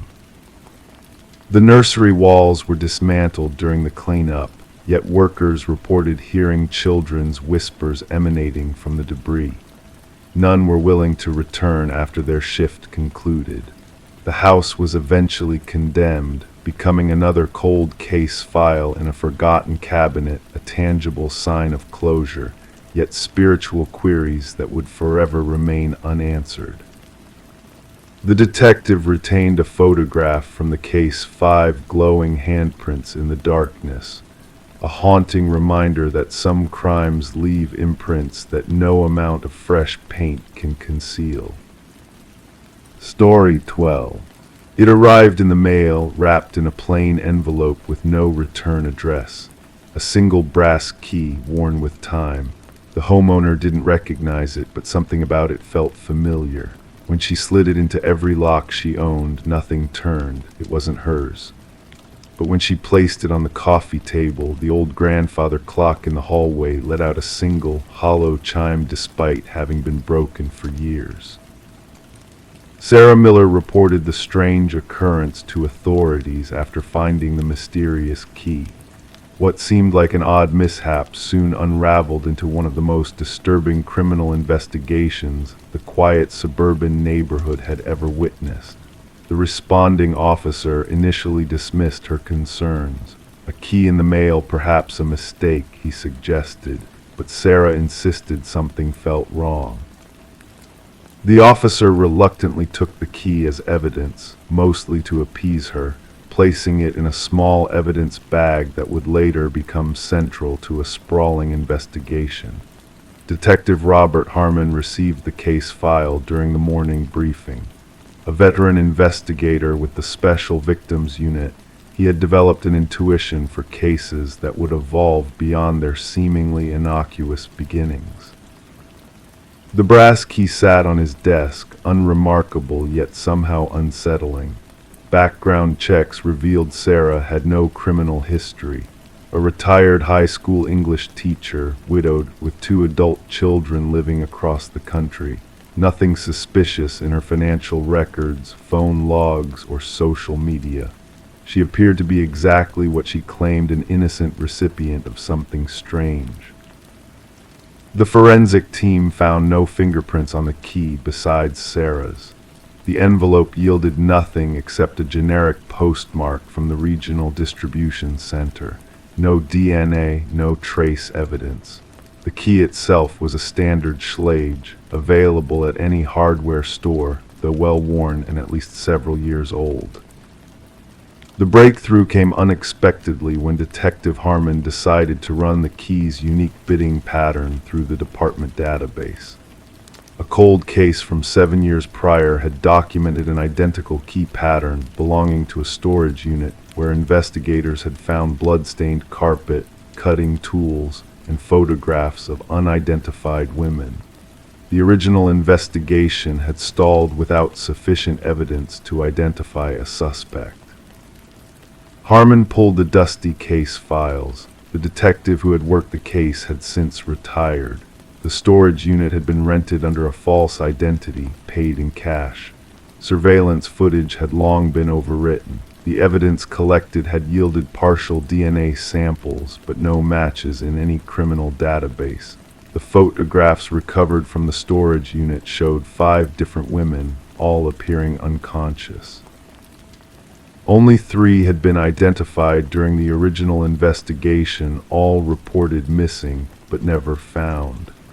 Their cases remained open, classified as suspected homicides without bodies. Sarah Miller recognized none of the women when shown the photographs. She grew increasingly anxious as the investigation proceeded, installing new locks and a security system in her home. The question lingered, why had someone sent her this key? Harmon ordered a fresh analysis of the original evidence using newer techniques. The partial DNA sample was expanded and run through genealogical databases. This yielded a distant familial match, a second cousin twice removed from the suspect. Working backward through family trees, investigators narrowed their focus to Harold Jenkins, who had lived 2 streets away from Sarah Miller until moving away approximately 6 years ago. His current whereabouts were unknown. Further investigation revealed Jenkins had been a substitute teacher at the same school where Sarah taught, though they had minimal documented interaction. His employment records showed scattered work history, long unexplained gaps, and frequent relocations. His former residence yielded nothing unusual upon inspection. Neighbors described him as quiet, unremarkable, someone who kept to himself, the common refrain that often follows revelations about predators hiding in plain sight. The big question remained unanswered: why send the key now? Why to Sarah Miller? Harmon theorized it might be a trophy, a warning, or perhaps a macabre invitation. The search for Jenkins intensified. His driver's license hadn't been renewed, no credit card activity, no tax returns. The digital breadcrumbs people typically leave behind were conspicuously absent, suggesting an intentional effort to remain untraceable. The true horror of the case emerged when authorities investigated a small cabin registered to Jenkins' deceased mother. Beneath the weathered wooden floorboards, investigators discovered a concealed room accessible only through a trapdoor. Inside, meticulously organized shelves held dozens of identical brass keys, each with a name and date engraved on a small attached tag. 5 keys corresponded to the women from the photographs. The remaining keys, 27 in total, presented a horrifying implication of additional victims previously unknown to authorities. Buried behind the cabin, forensic teams recovered human remains. The excavation continued for weeks as investigators unearthed multiple bodies in varying states of decomposition. Sarah received round-the-clock protection as the manhunt for Jenkins expanded nationwide. Behavioral analysts suggested the key represented a twisted invitation, Jenkins selecting Sarah as someone to appreciate his work. The press dubbed him the Keymaster, a name that spread rapidly across national headlines. Fear permeated the community as residents questioned how such horror had existed among them undetected. Detection dogs tracked a scent from the cabin into the surrounding wilderness. Search teams combed dense forest areas. Thermal imaging drones scanned terrain too dangerous for ground teams. The manhunt became one of the largest in regional history. A wildlife photographer hiking in remote woods captured an image of someone matching Jenkins' description. The grainy photograph showed a bearded man with hollow eyes carrying a backpack, heading deeper into the wilderness. Authorities closed in on the area, establishing a perimeter. Tactical teams navigated difficult terrain while psychological profilers predicted Jenkins would not surrender. They anticipated he might have prepared for this contingency with hidden supplies and escape routes. The final confrontation occurred when a patrol officer encountered Jenkins attempting to cross a river. Rather than surrender, Jenkins retreated to higher ground, where he barricaded himself in an abandoned fire observation tower. Negotiators attempted communication for hours without response. When tactical teams finally breached the tower, they found Jenkins dead from a self-inflicted wound. Beside his body lay a journal containing detailed accounts of his crimes, alongside a single brass key identical to the one Sarah had received. Inside a waterproof container, investigators discovered additional evidence, including photographs, maps marking burial locations, and personal effects taken from victims, a methodically preserved record of atrocities spanning nearly a decade.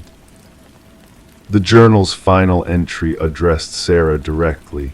"You never noticed me, but I noticed everything about you. The key opens nothing because what I wanted to give you cannot be unlocked with metal, only with recognition. Now everyone will remember my name." The subsequent investigation identified 32 victims in total. Families who had spent years wondering about missing loved ones finally received answers, though the closure came with the unbearable weight of confirmed tragedy. Sarah never returned to her home, unable to reconcile the horror that had brushed so close to her ordinary life.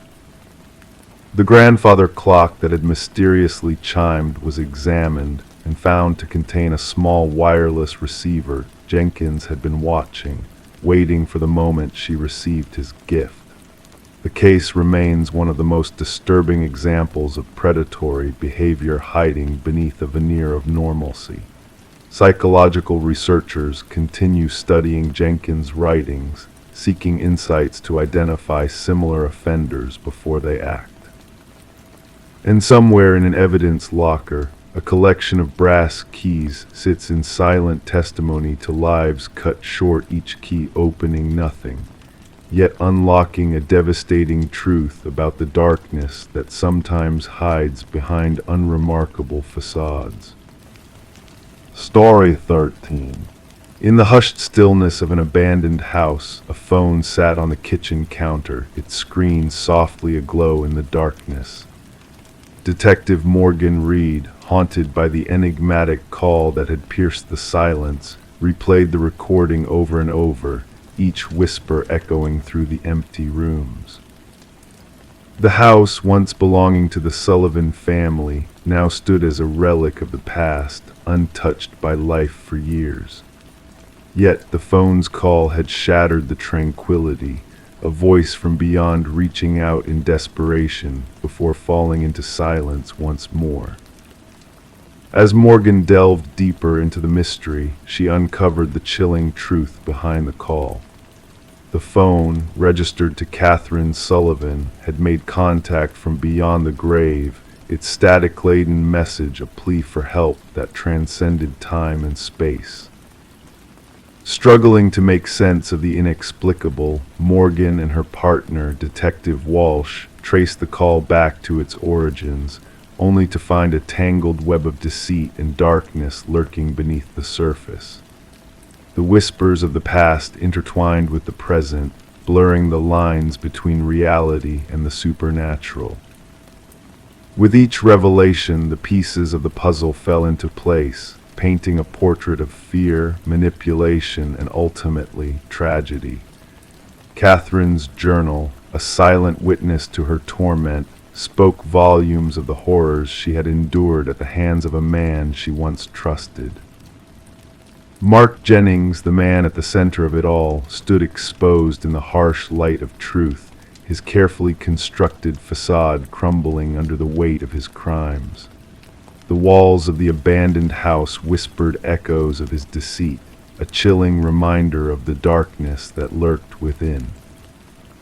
As the investigation unfolded, the shadows of the past crept closer, revealing a sinister pattern of manipulation and violence that spanned beyond Catherine's tragic fate.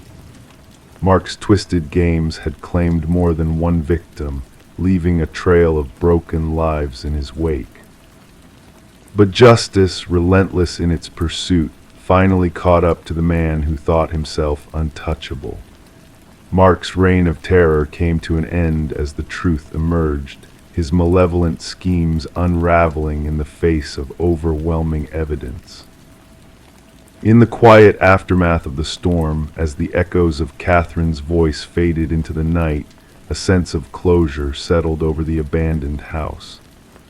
The phone, now a silent relic of a dark chapter in history, bore witness to the resilience of the human spirit, a testament to the enduring power of truth and justice.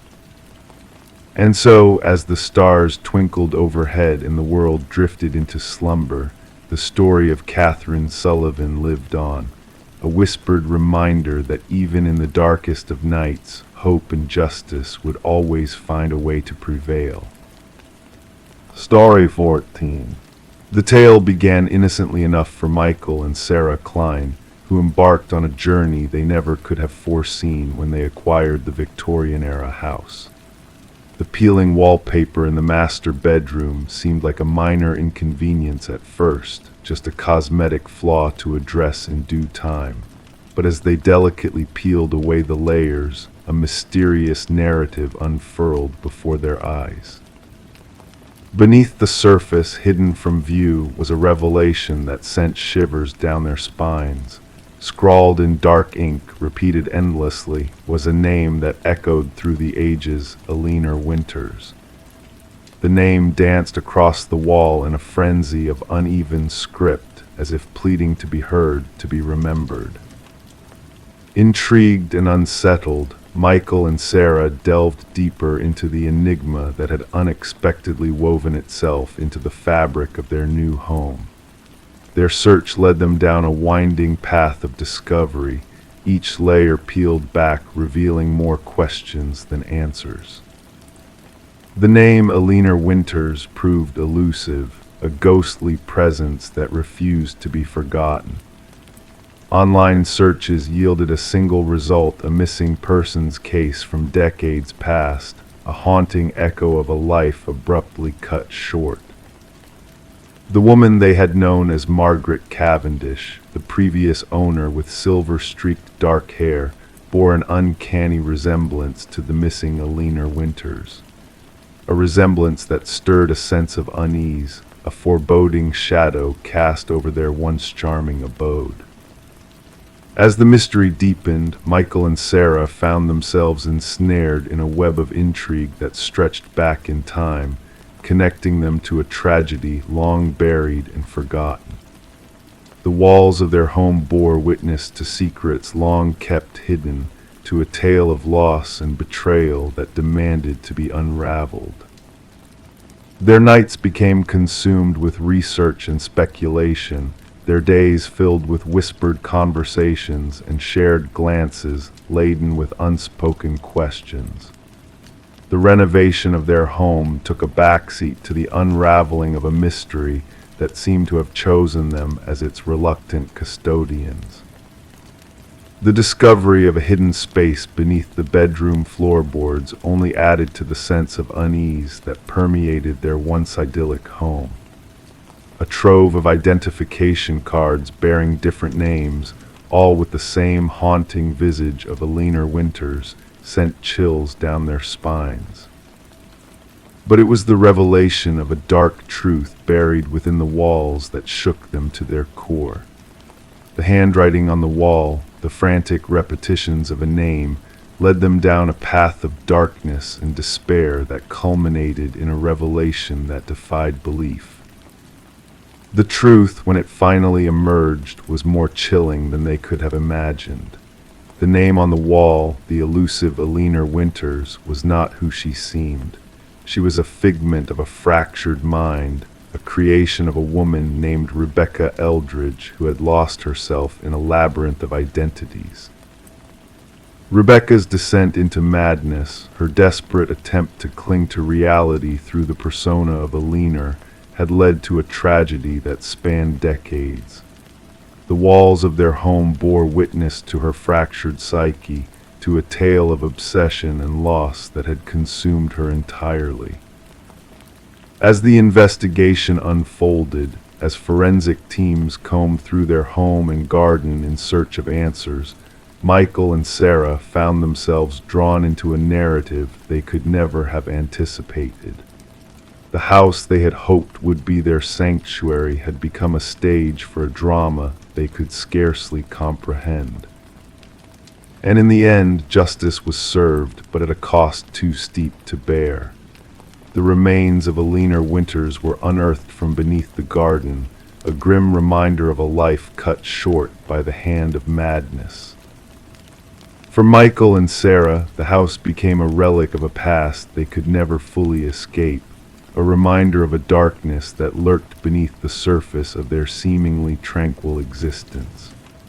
The walls themselves whispered of a tragedy that would forever haunt their dreams, a story of loss and redemption intertwined in a tapestry of secrets and lies. Story 15, the old apartment exuded a sense of age and mystery. The heating system emitted low groans, the pipes rattled softly. It was all part of the building's character, or so she thought, until one night she heard it. A voice, barely audible yet unmistakable, drifted through the vents like a whisper carried on a breeze. It wasn't the usual background noise of neighbors chatting on the phone. This voice was different. It called out her name, beckoning her to listen closer. Heart racing, she leaned in, pressing her ear against the metal grate.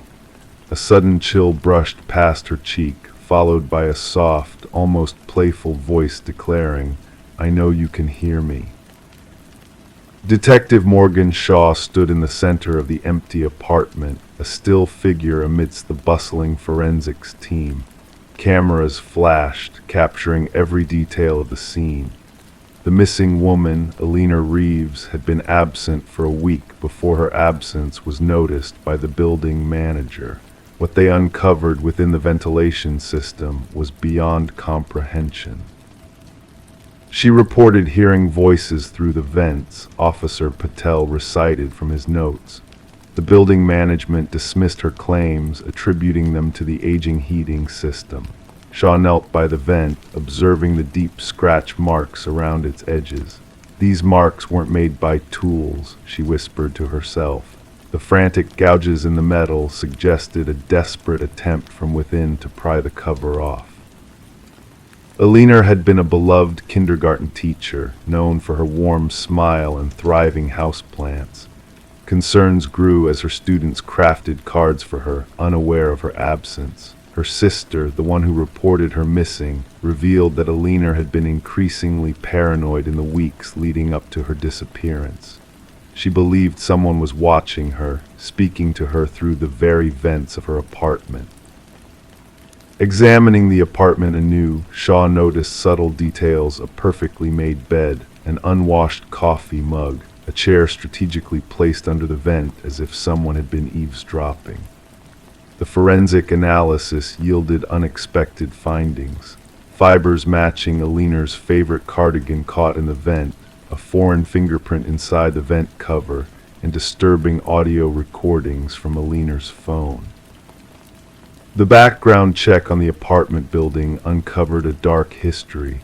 Previous tenants had abruptly left, citing strange noises and unsettling experiences.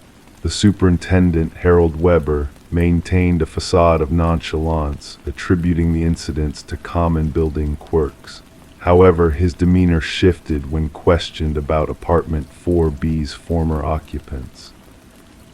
The investigation took a chilling turn when a hidden access panel was discovered in Alina's bathroom, leading to a maintenance passage within the walls. Inside, a cache of personal items suggested someone had been living within the building's structure, observing and whispering to unsuspecting tenants. A search of Weber's apartment unveiled a meticulously organized collection of audio recordings and voyeuristic images, documenting his disturbing obsession with Alina and others. An eerie digital journal outlined his twisted relationship with his victims, culminating in his plan to lure them into the walls with him. Weber's arrest revealed a sinister truth. He had coerced Alina into the ventilation system, where she succumbed to the labyrinthine passages and the false promises of safety whispered to her. Families of past tenants shared similar tales, painting a pattern of manipulation and psychological torment inflicted by the predator within the walls. At trial, Weber's facade crumbled as evidence of his calculated actions surfaced. Despite attempts to plead insanity, the jury swiftly rendered a guilty verdict. As he was escorted away, Weber's chilling parting words echoed in Shaw's mind, a reminder of the darkness that lurked within the building. Today, the once vacant apartment building stands silent, its walls holding secrets of the past. Despite renovations and new ownership, residents speak of eerie occurrences, mysterious whispers in the vents, chilling drafts that carry voices, and unexplained sounds that echo through the corridors. The building's groans and rattles continue, a haunting reminder of the lingering presence that dwells within its walls, unseen but never truly forgotten. Story 16: The Whispering Walls. The ancient library stood on the verge of destruction, its walls echoing with the sound of imminent collapse. The workers toiled tirelessly, their hammers and drills a symphony of destruction, but fate had other plans in store that day. As the final moments approached, a worker stumbled upon a hidden latch concealed within the dusty bookshelves. With a soft click, the latch gave way, revealing a narrow passageway leading to a secret chamber. The air within was heavy, untouched by human hands for decades.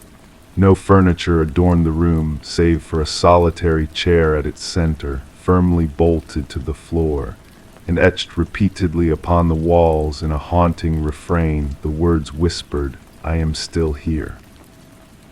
The construction foreman's call for the police shattered the routine demolition, plunging the scene into a shroud of mystery and unease. Detective Morgan Walsh arrived, his seasoned eyes taking in the eerie sight before him.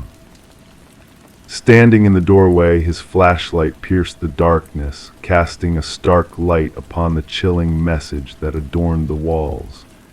"Secure the scene," Walsh commanded, his voice resonating in the confined space. "Let nothing be disturbed until forensics arrives." The history of the library wove a tale as intriguing as it was unsettling.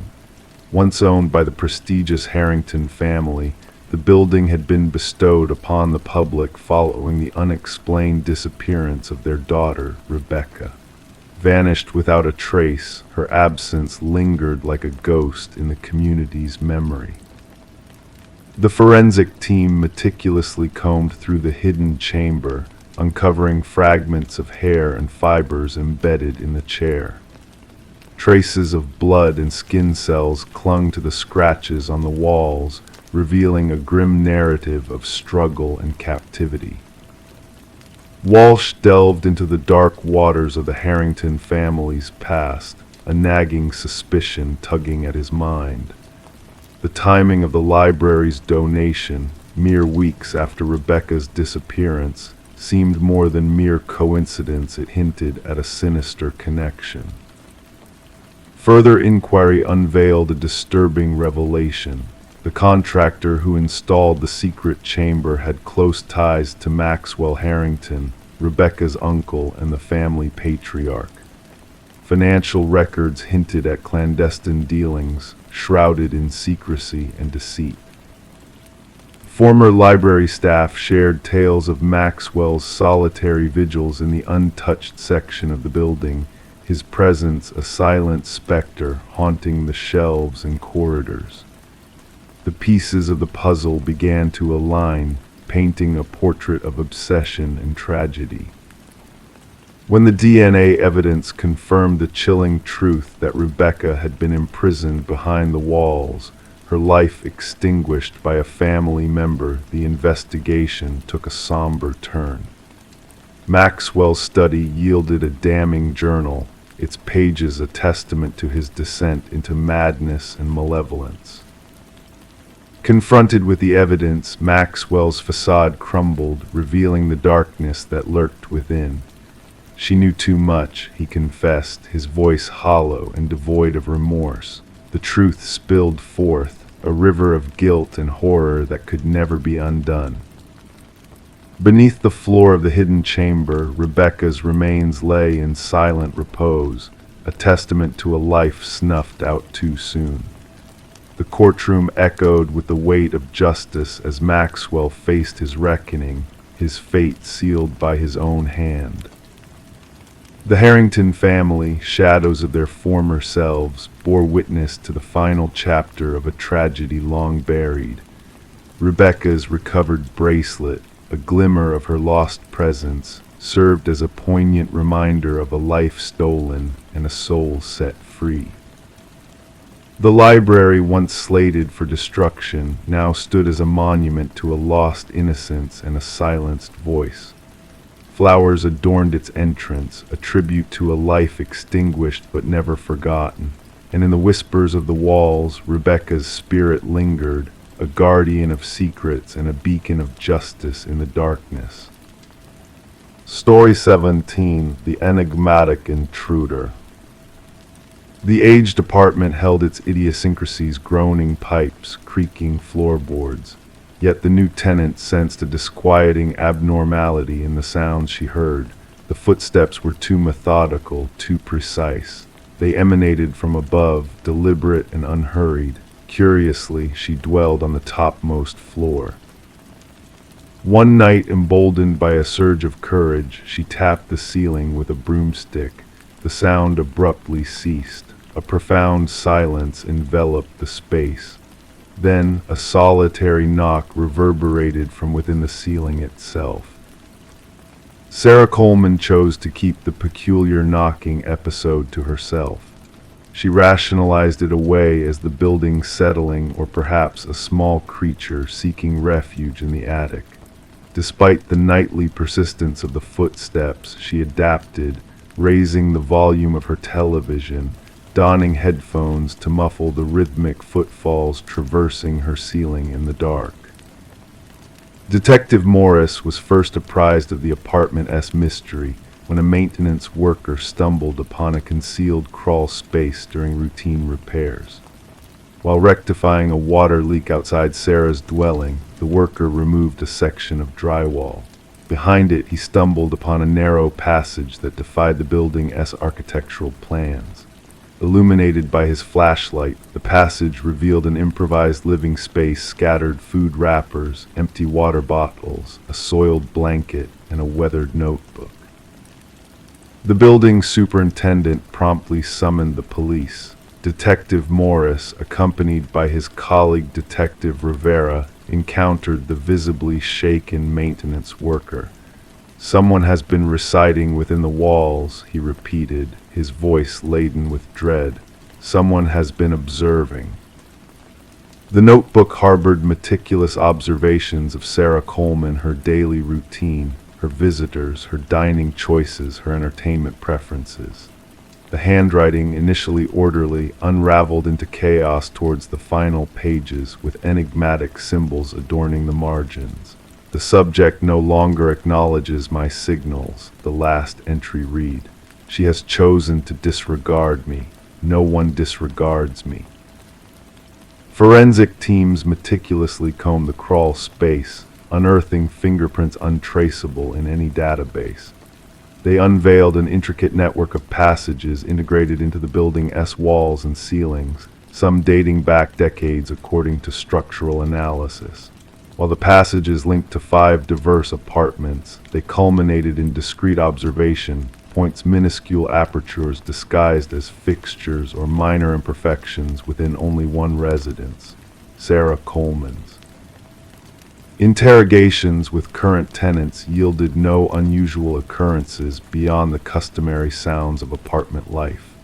Nonetheless, former inhabitants recounted a different narrative.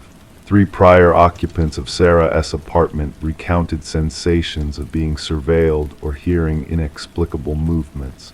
One hastily vacated after a mere fortnight. None had disclosed their experiences, fearing they would be labeled paranoid. A breakthrough surfaced when forensic analysis unveiled minuscule blood spatter in one of the crawl spaces. DNA testing linked the blood to Martin Weaver, a former tenant who had mysteriously vanished 4 years prior.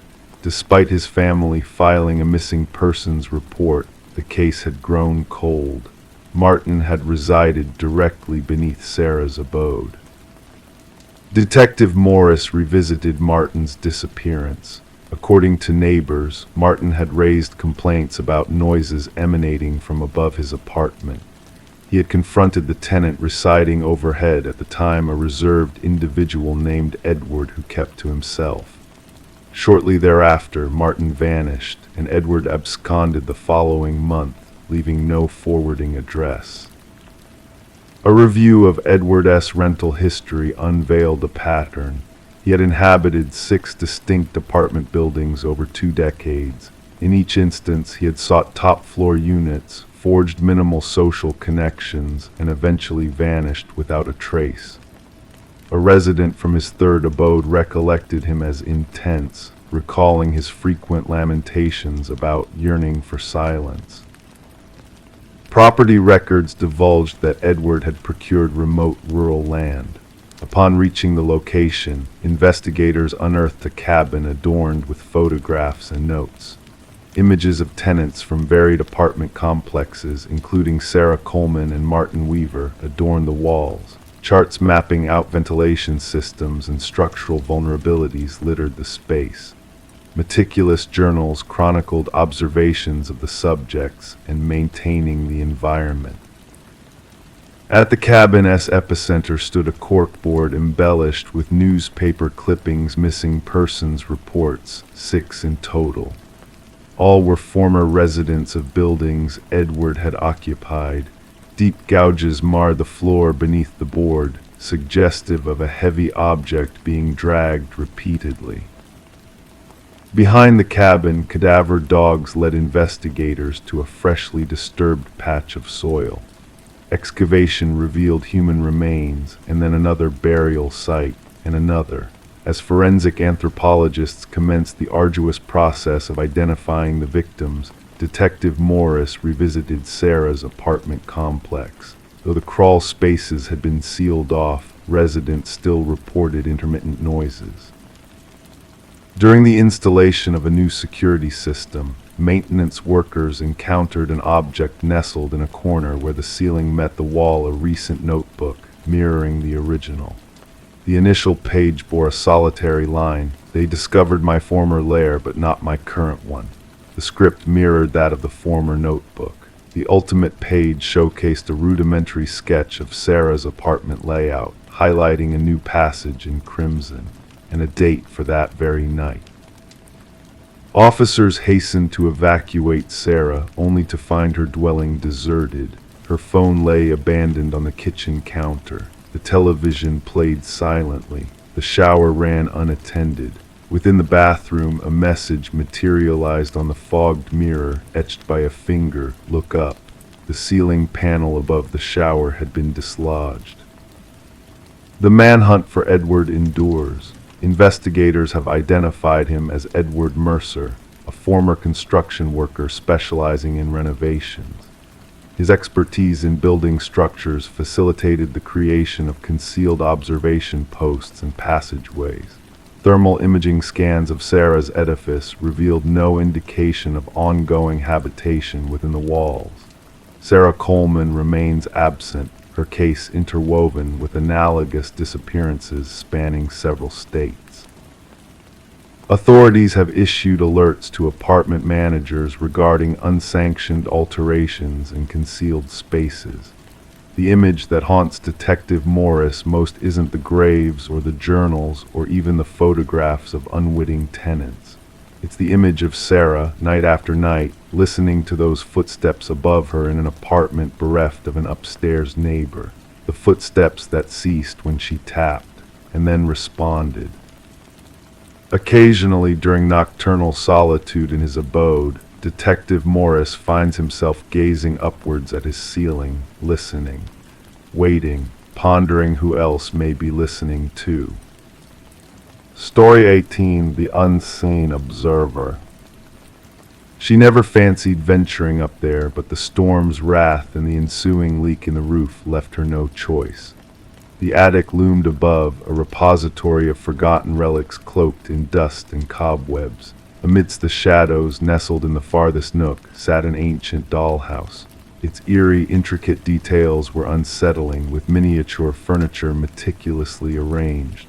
Yet upon closer inspection, a wave of unease washed over her. The figures within were not dolls. They were diminutive, hand-carved replicas of her very own family. Each tiny figure was meticulously placed, mirroring the exact positions of her family members downstairs, with one glaring exception. The figure meant to represent her was peculiarly stationed by the attic door.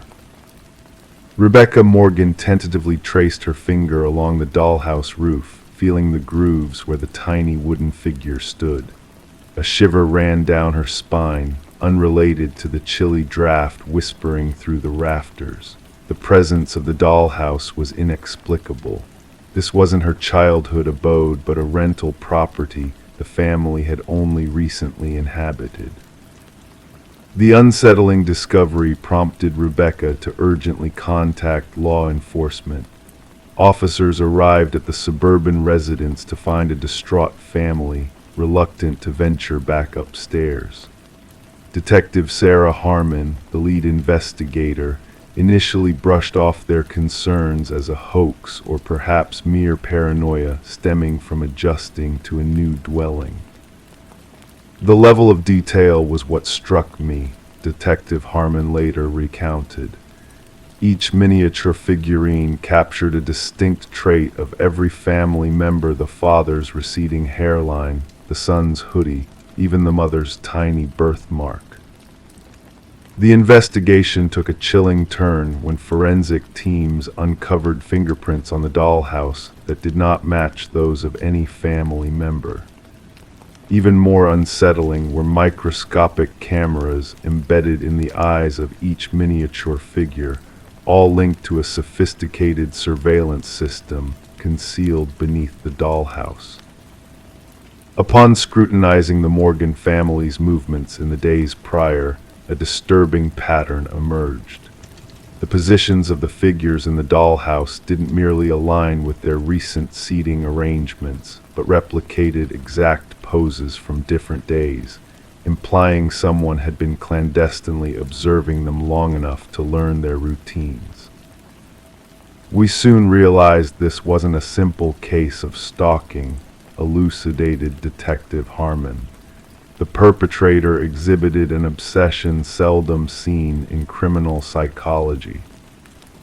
The investigation unearthed a concealed entrance to the basement, camouflaged behind a false pantry wall. Inside, investigators stumbled upon a makeshift living quarters, indicating that an intruder had been covertly dwelling beneath the family for weeks. Oddly, there were no signs of forced entry. Property records disclosed that the house had stood vacant for nearly a year before the Morgans' arrival. The former owners, an elderly couple, had both passed away within a short span, leaving their son in charge of the estate sale and subsequent property rental. Interrogations with neighbors yielded scant information. Most remained oblivious to any peculiar occurrences, except for one elderly woman who sporadically noticed lights in the vacant house. She assumed it was the real estate agents showcasing the property and never suspected unauthorized habitation. A breakthrough emerged through digital forensics. Analysis of the surveillance system linked to the miniature cameras led investigators to a small apartment across town. Inside, walls adorned with photographs of the Morgan family and previous residents of the house greeted them. Detailed journal entries meticulously chronicled the daily routines of each family member.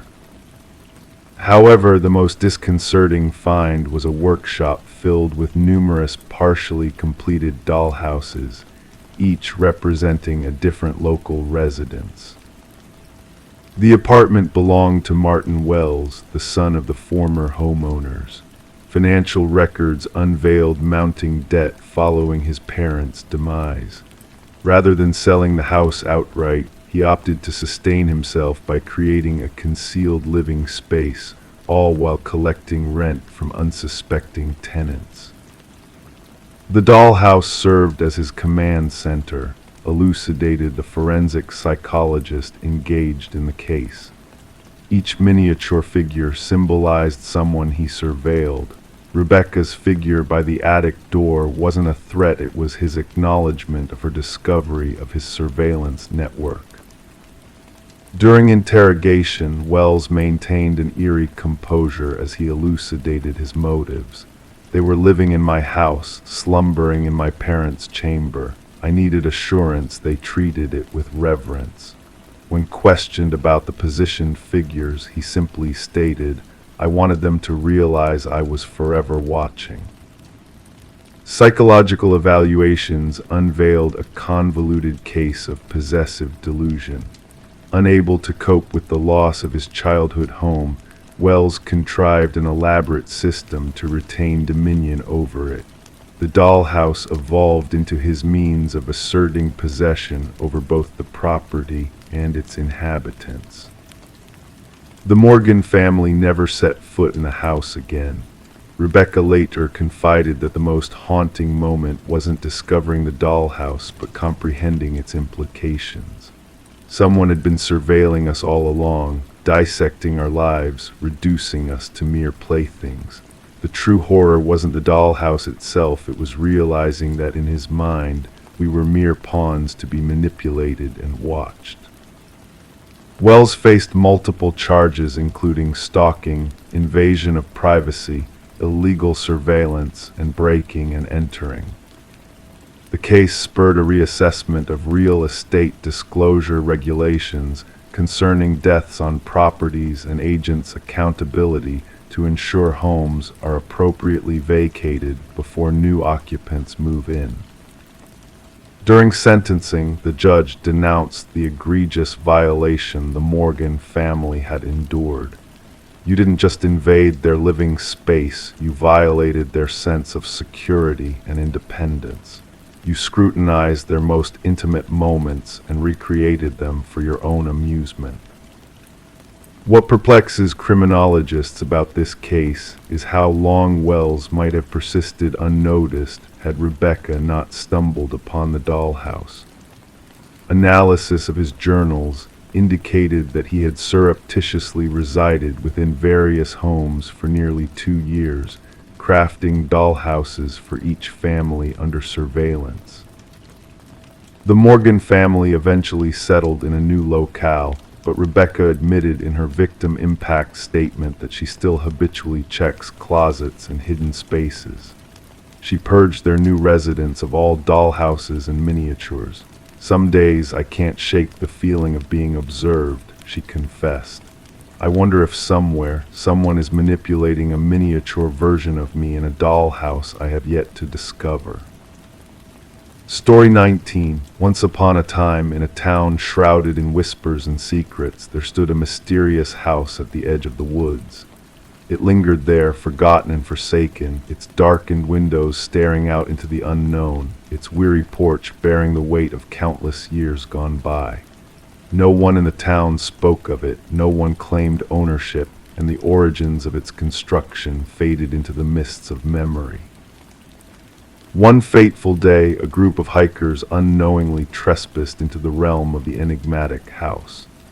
As they drew near, a peculiar sight caught their eyes: names, carved deeply into the wooden siding as if etched with purpose, as if foretelling a haunting tale. Among these names, weathered by time, one stood out fresh and unblemished, a name unfamiliar to all who beheld it.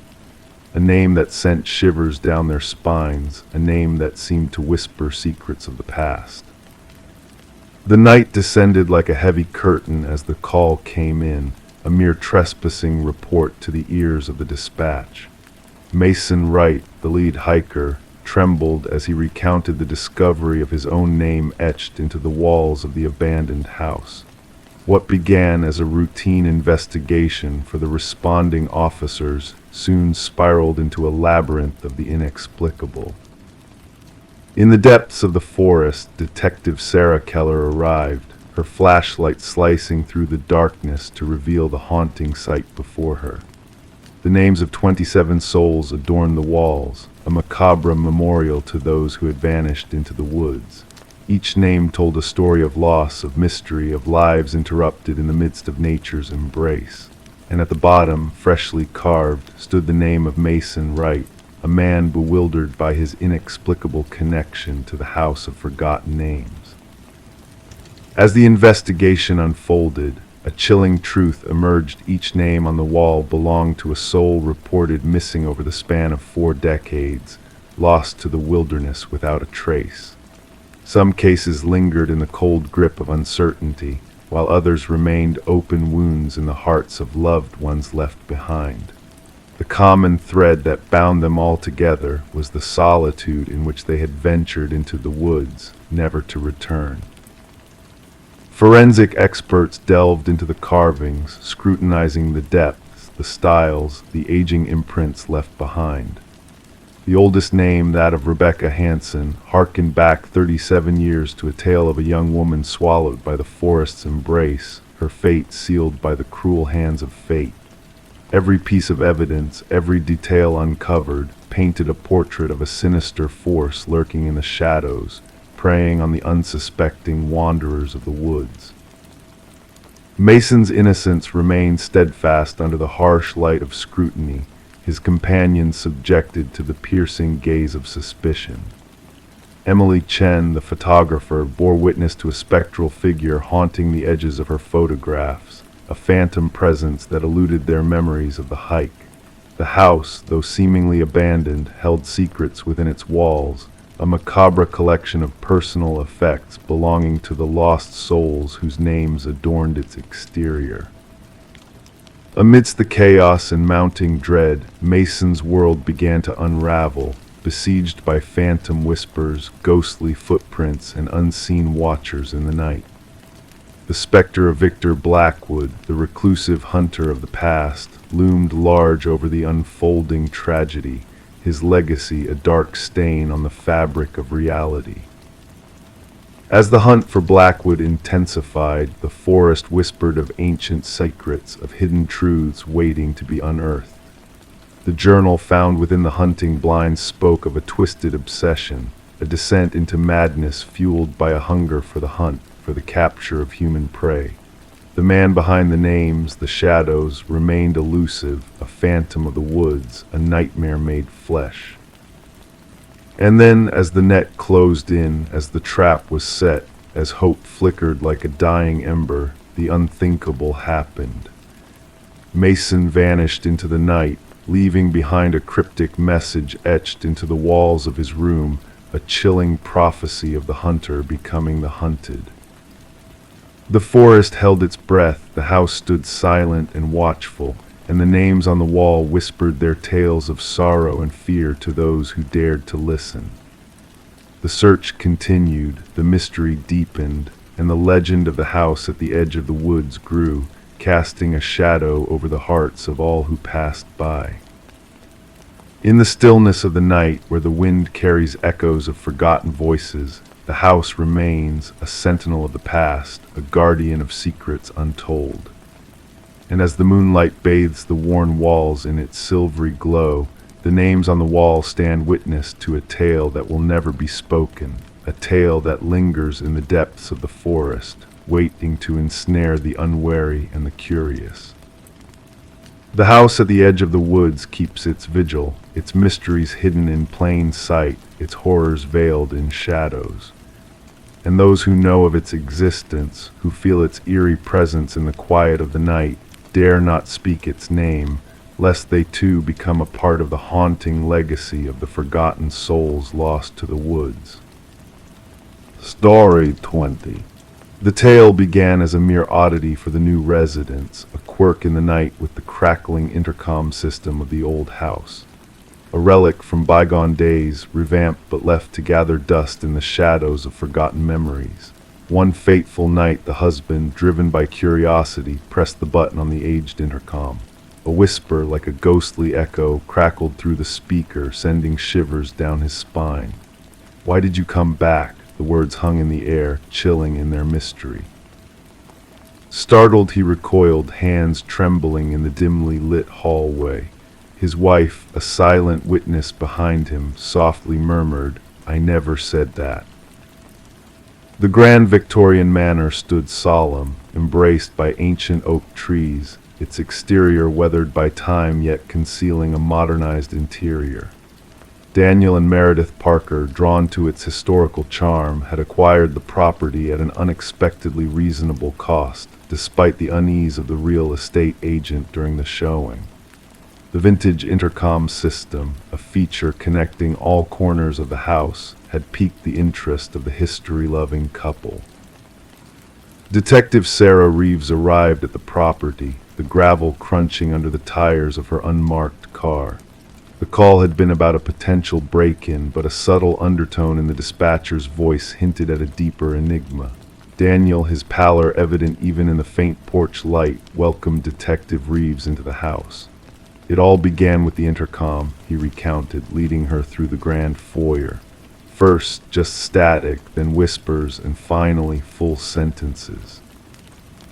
My wife thought I was imagining it until she heard it too. In the living room, Meredith sat stiffly on an antique sofa, her hands wrapped around a steaming mug left untouched.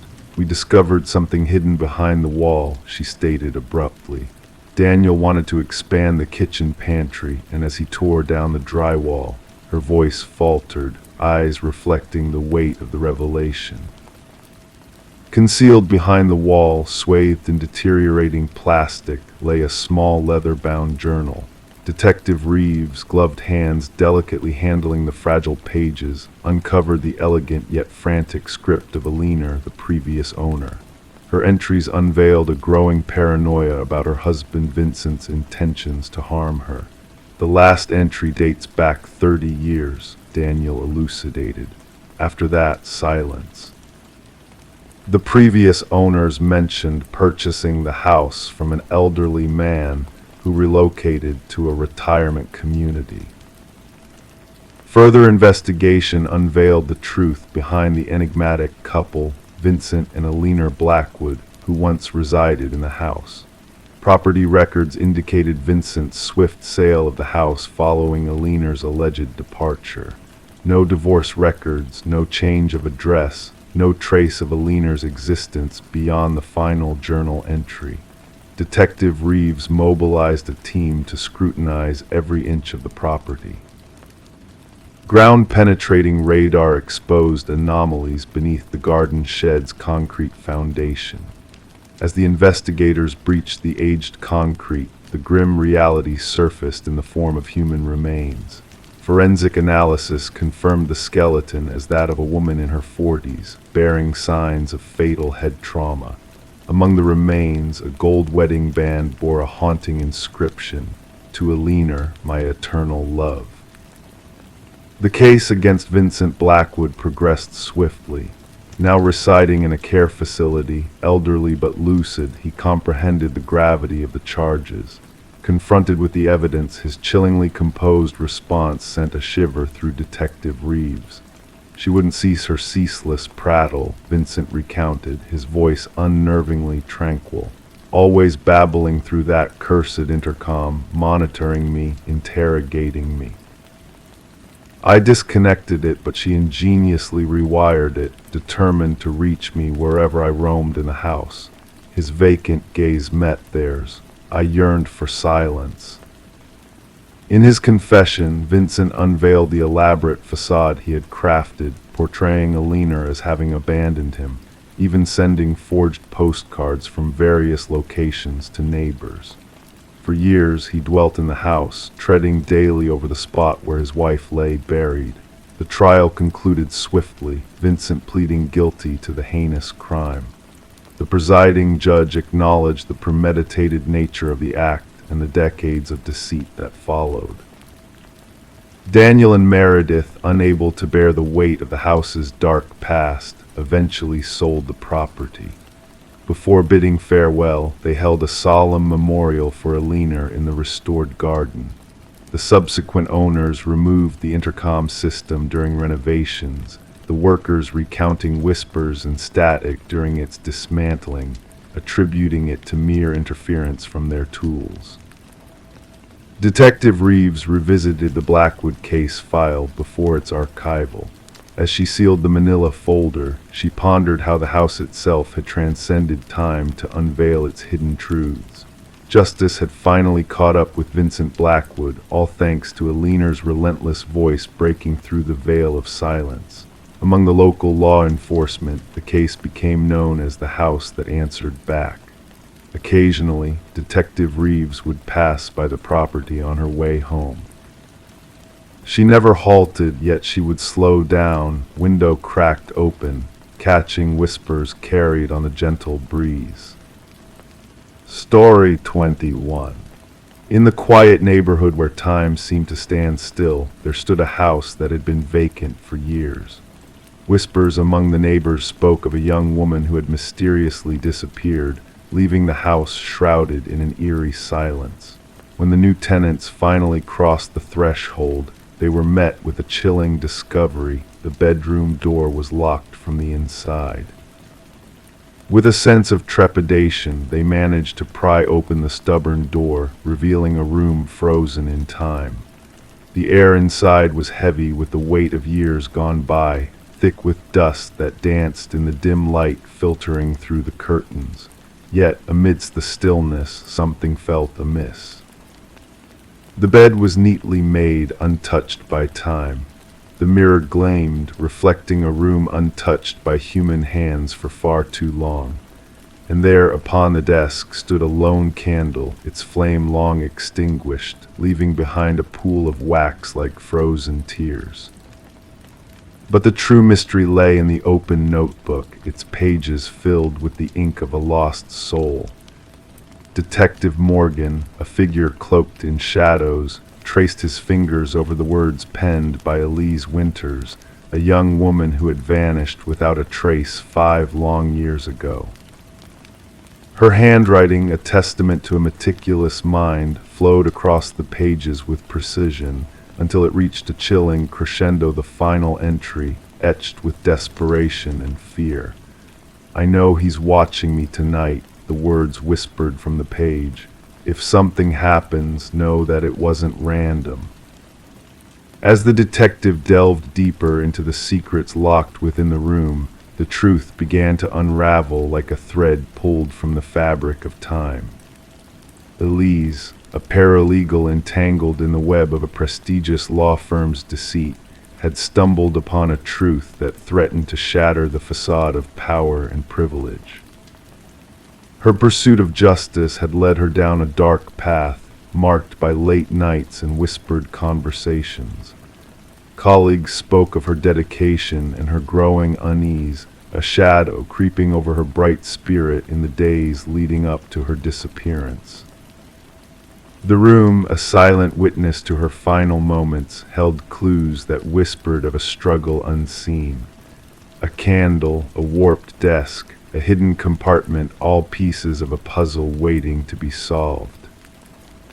And as the investigators peeled back the layers of deception, they unearthed a truth more sinister than they could have imagined. Hidden flash drives, secret recordings, and a trail of corruption leading straight to the heart of darkness. Vincent Harriman, a man cloaked in shadows, stood at the center of the web, his hands stained with the blood of those who dared to defy him. But justice, like a slumbering beast, stirred from its sleep, ready to mete out its final verdict. Through hidden passages and forgotten tunnels, the truth emerged like a ghost from the shadows. Harriman's crimes, laid bare for all to see, could no longer hide behind the veil of secrecy. In a courtroom filled with hushed whispers and solemn faces, the final chapter of Elise's story unfolded. Harriman's lies crumbled like a house of cards, his guilt etched in the eyes of those who had sought to bury the truth. And as Elise's mother stood before the court, her voice trembling with emotion, she spoke of a daughter who had never truly left her room. A daughter who had sacrificed everything to expose the darkness that lurked in the hearts of men. The house, a silent sentinel on the quiet street, stood as a monument to a life cut short but not forgotten. The light that flickered in the upstairs window served as a reminder of the young woman who had refused to be silenced, even in death.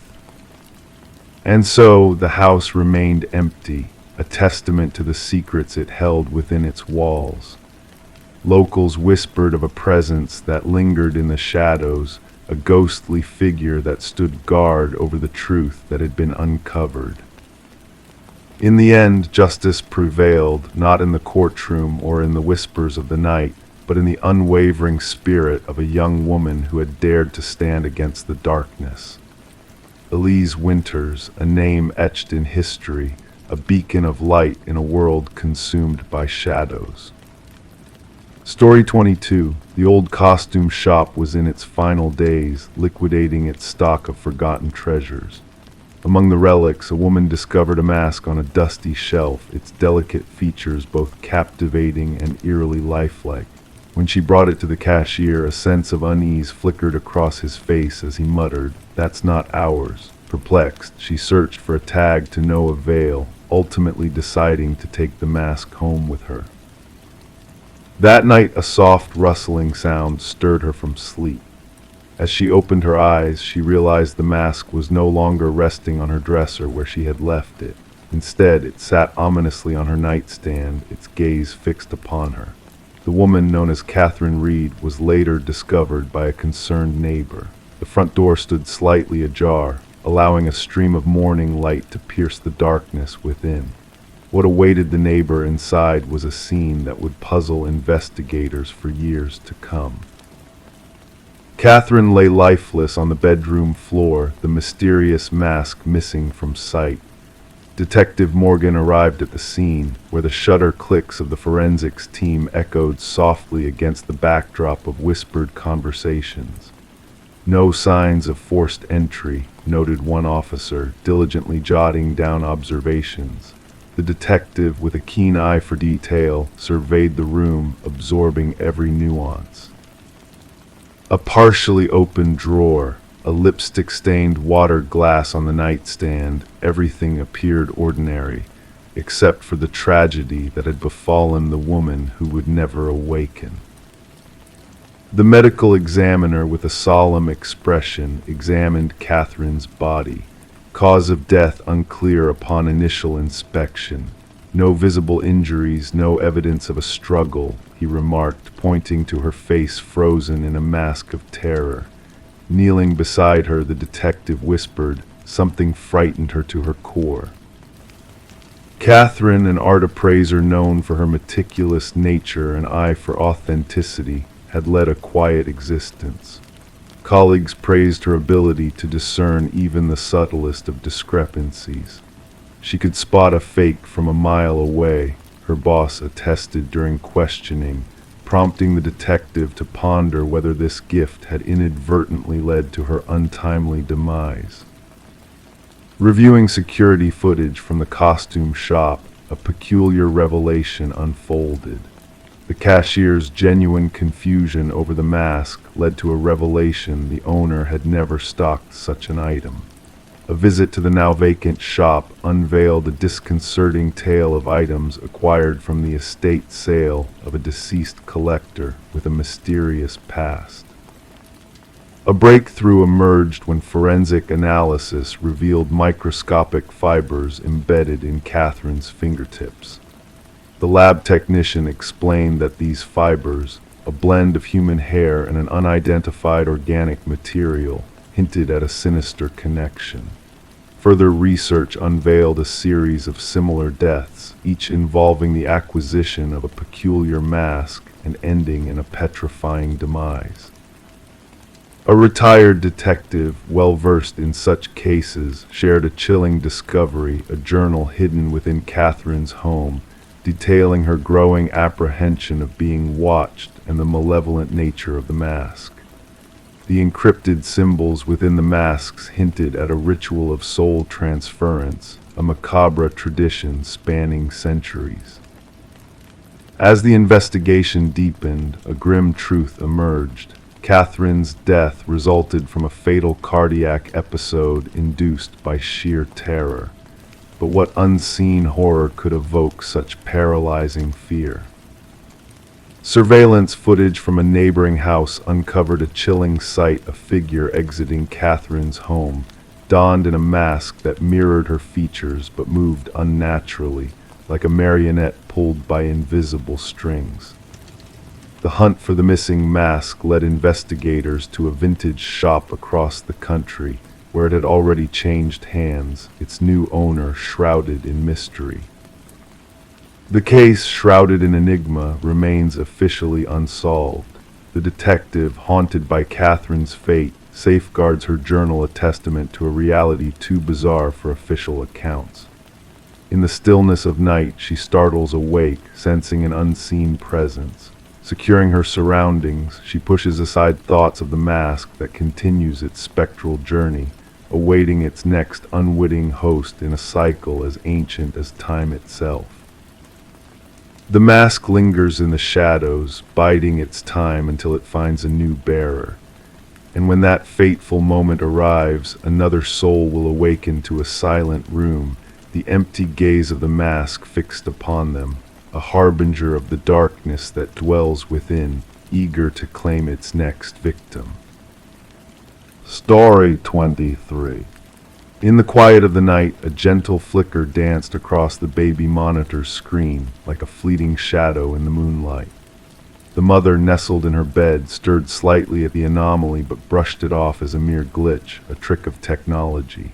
Yet, as if in response to her dismissal, the audio crackled with static, and a soft voice, barely more than a whisper, floated through the airwaves. "SHHH, go back to sleep." A chill crept down the mother's spine, her heart quickening its pace in her chest. With a sense of urgency, she hurried down the hall to her son's room, the darkness seeming to swallow her whole.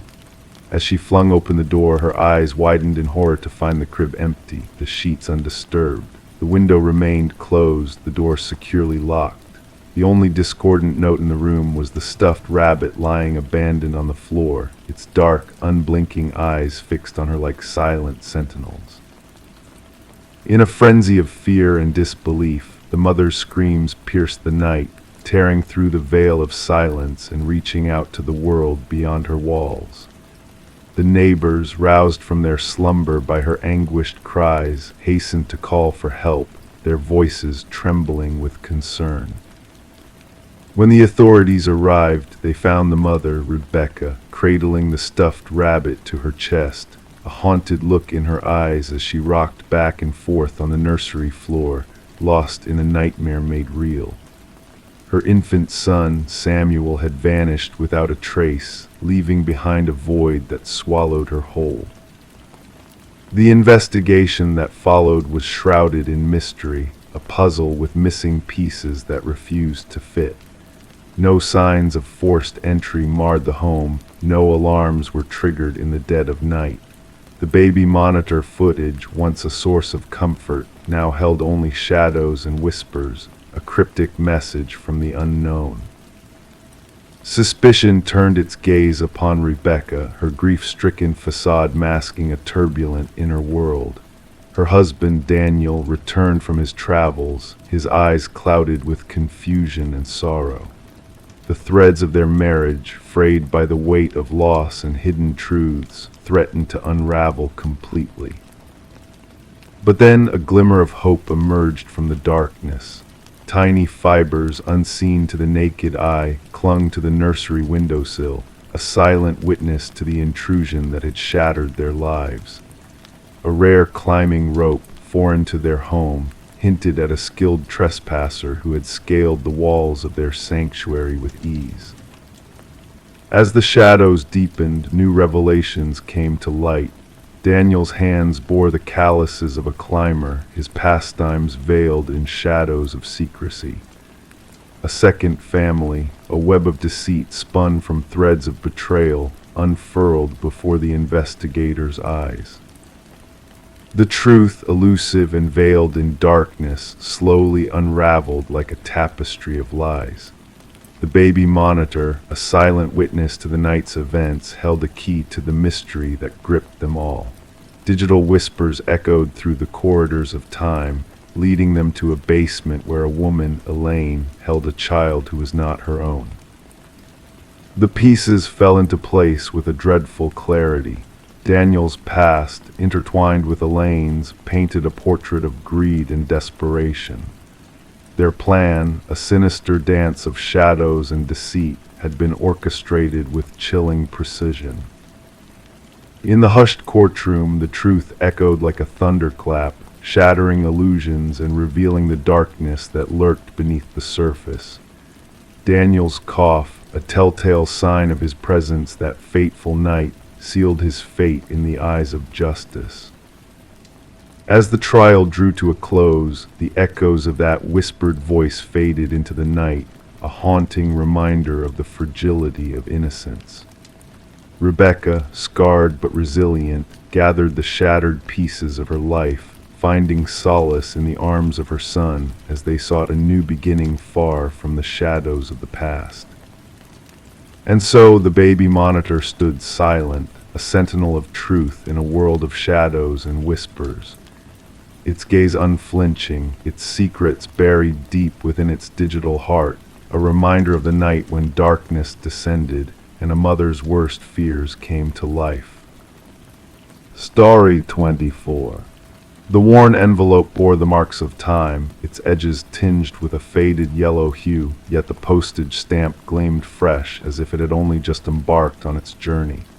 With a careful hand, the detective unfolded the creased paper within. A single sheet greeted her, the words typed hastily in an uneven script, confessing, "I am sorry for what I did." The paper exuded a faint dampness, carrying with it a metallic scent that lingered in the air. It was then that the detective's keen eye caught sight of a reddish smear along the bottom edge, a grim revelation that it was not mere ink staining the page. Swiftly, Detective Sarah Morgan secured the incriminating letter in an evidence bag, her gloved fingers moving with practiced precision, mindful of preserving every crucial detail. The forensics team's analysis confirmed her suspicions. The reddish stain was indeed human blood, a chilling connection to an unsolved homicide that had plagued the department for years. The victim, a young journalist named Rebecca Warren, had been brutally slain in her own home, her body bearing the marks of a violent struggle. Her laptop had vanished, her notes scattered, hinting at a sinister motive linked to her investigative work. Despite exhaustive efforts, the case had remained cold, the truth eluding even the most dedicated investigators. And now a mysterious letter had materialized at the precinct, bearing a simple address, Homicide Division. The scant fingerprints on the paper and envelope offered little in the way of clues, mere smudges hinting that the sender had taken care to conceal their identity. But it was the postmark that breathed new life into the investigation, a glimmer of hope amid the shadows of uncertainty. As Detective Morgan convened her team in the dimly lit briefing room, the walls adorned with a tapestry of unsolved mysteries, she affixed the image of the ominous letter at the heart of their collective focus. "This changes everything," she announced to the hushed gathering. "Our perpetrator shows signs of remorse." Her longtime partner, Detective James Chen, cast a skeptical gaze upon the letter. "Or perhaps it is a ruse, a calculated deception to mislead us," he posited. The unique imprint of the typewriter led the forensics team on a trail fraught with antiquity, tracing back to a model long obsolete, yet not beyond the realm of possibility to procure. They embarked on a quest, reaching out to antique aficionados and collectors far and wide. As the investigation gathered momentum, the canvas of Rebecca's life unfurled before them. Her relentless pursuit of truth, her fearless scrutiny of corruption all illuminated her unwavering dedication to her craft. A recent assignment had thrust her into the midst of a wealthy family embroiled in a bitter inheritance dispute. A web of deceit and betrayal spun around the demise of the family patriarch. The detectives delved into every facet of Rebecca's world, each clue a thread leading them closer to the heart of darkness.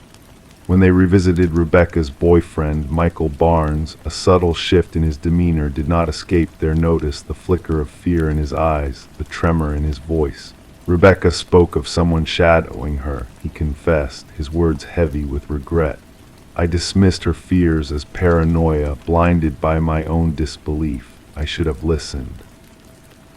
Meanwhile, a second letter materialized, bearing the same macabre signature, the typewritten words, the telltale stain of blood. This time the message bore a heavier burden. She uncovered secrets about the family, about the inheritance, about what transpired that fateful night. "I never intended for it to end this way." The trail led the detectives to the opulent mansion of the deceased patriarch, where they faced his eldest son, Richard, a man cloaked in the veneer of affluence. His collection of antiquities harbored the key to unlocking the mystery, a trove of vintage typewriters that whispered of dark secrets. Under scrutiny, his alibis faltered, his facade crumbling under the weight of scrutiny. The breakthrough came when microscopic fibers on the envelopes pointed to custom stationery exclusive to the youngest daughter, Elena.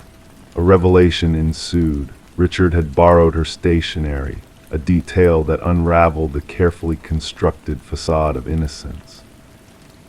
A search of Richard's abode unveiled a clandestine chamber, a shrine to Rebecca's demise, evidence strewn amidst the shadows, damning in its implication. The blood analysis sealed the truth. It was Rebecca's blood that stained the letters, a damning testament to the brutality of the crime. But what lay concealed beneath the surface was a web of deceit that ensnared not only Richard, but also Michael. Financial transactions unveiled a sinister pact, a pact that led to Rebecca's untimely end. Confronted with the weight of his sins, Michael's resolve crumbled. She had proof of Richard's treachery, his hand in his father's demise, he confessed, his voice laden with sorrow. "I betrayed her trust, sealing her fate with my silence."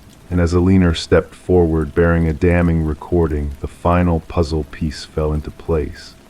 The chilling conversation between Richard and Michael, captured in black and white, laid bare the depths of their depravity. "She must be silenced for good," Richard's voice echoed with chilling finality. In the end, it was Richard's flight that sealed his fate, the long arm of justice reaching out to claim its quarry. The courtroom became a stage for justice, the evidence a damning testament to the inescapable truth. Though Richard professed his innocence, the jury's verdict rang clear, a verdict of guilt, a reckoning for the lives shattered by his hand. And as Detective Morgan stood by Rebecca's bereaved parents, a silent understanding passed between them, the closure they sought, a bittersweet salve for their wounds. The blood-stained letters lingered in evidence, a haunting reminder that even the darkest secrets cast shadows, that guilt, whether genuine or feigned, bears the weight of retribution. The tale of Rebecca Warren stood as a beacon in the annals of detective lore, a testament to the power of intuition, the echo of a typewriter's lament, and the unyielding pursuit of truth in a world cloaked in shadows. Story 25: The Unsettling Doll. In the depths of the attic, nestled beneath a worn and forgotten blanket, they discovered it. A porcelain doll of bygone days, its antique features delicate and weathered, with piercing blue eyes that seemed to hold secrets untold. Sarah and Michael, a young couple drawn to the allure of a Victorian house steeped in history and whispers of a troubled past, stumbled upon this eerie treasure. At first, they chuckled at the sight of the doll, dismissing it as just another relic of a bygone era. But as night descended and they sought refuge in the embrace of their bed, an inexplicable unease settled upon the air. The silence grew heavy, pregnant with unseen tension.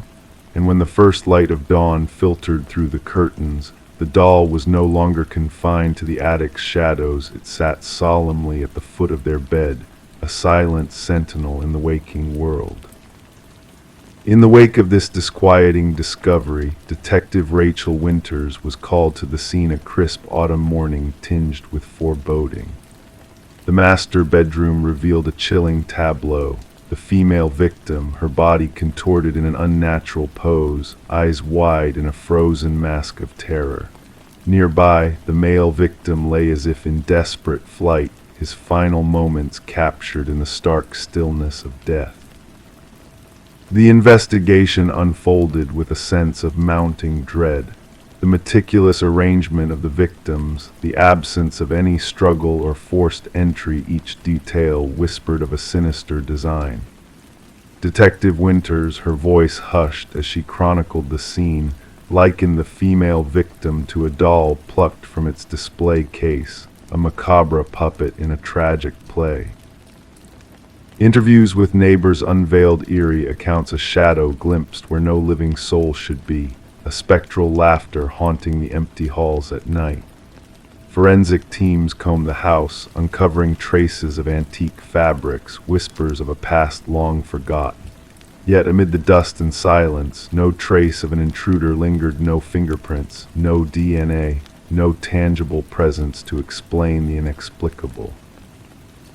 Delving into the house's history, Detective Winters unearthed a pattern of tragedy woven through the years. Previous owners met mysterious ends, their lives cut short by forces beyond understanding. A thread of the supernatural wove through the narrative, linking each victim to the house's haunted past. A revelation emerged from the shadows of the past, a doll maker haunted by loss, driven to create a perfect replica of his departed daughter. The doll, a vessel for his grief and obsession, bore witness to a legacy of sorrow and secrets. As Detective Winters pieced together the fragments of a story long buried, she uncovered a truth more chilling than she could have imagined. Infrared scans whispered of unseen hands, of a spectral trail leading from attic to bedroom, a phantom presence lingering in the spaces between worlds. The doll, a conduit for energies beyond comprehension, held the key to a mystery that defied logic and reason. A distant relative of the doll maker whispered of forbidden rituals, of spirits bound to inanimate forms, of a darkness that clung to the house like a shroud. The truth, veiled in shadows and half-whispered truths, eluded grasp, slipping through the fingers of those who sought to unravel its enigma. The case, mired in uncertainty and fear, reached an impasse. No closure could be found, no resolution to the spectral puzzle that haunted the house and its ill-fated inhabitants.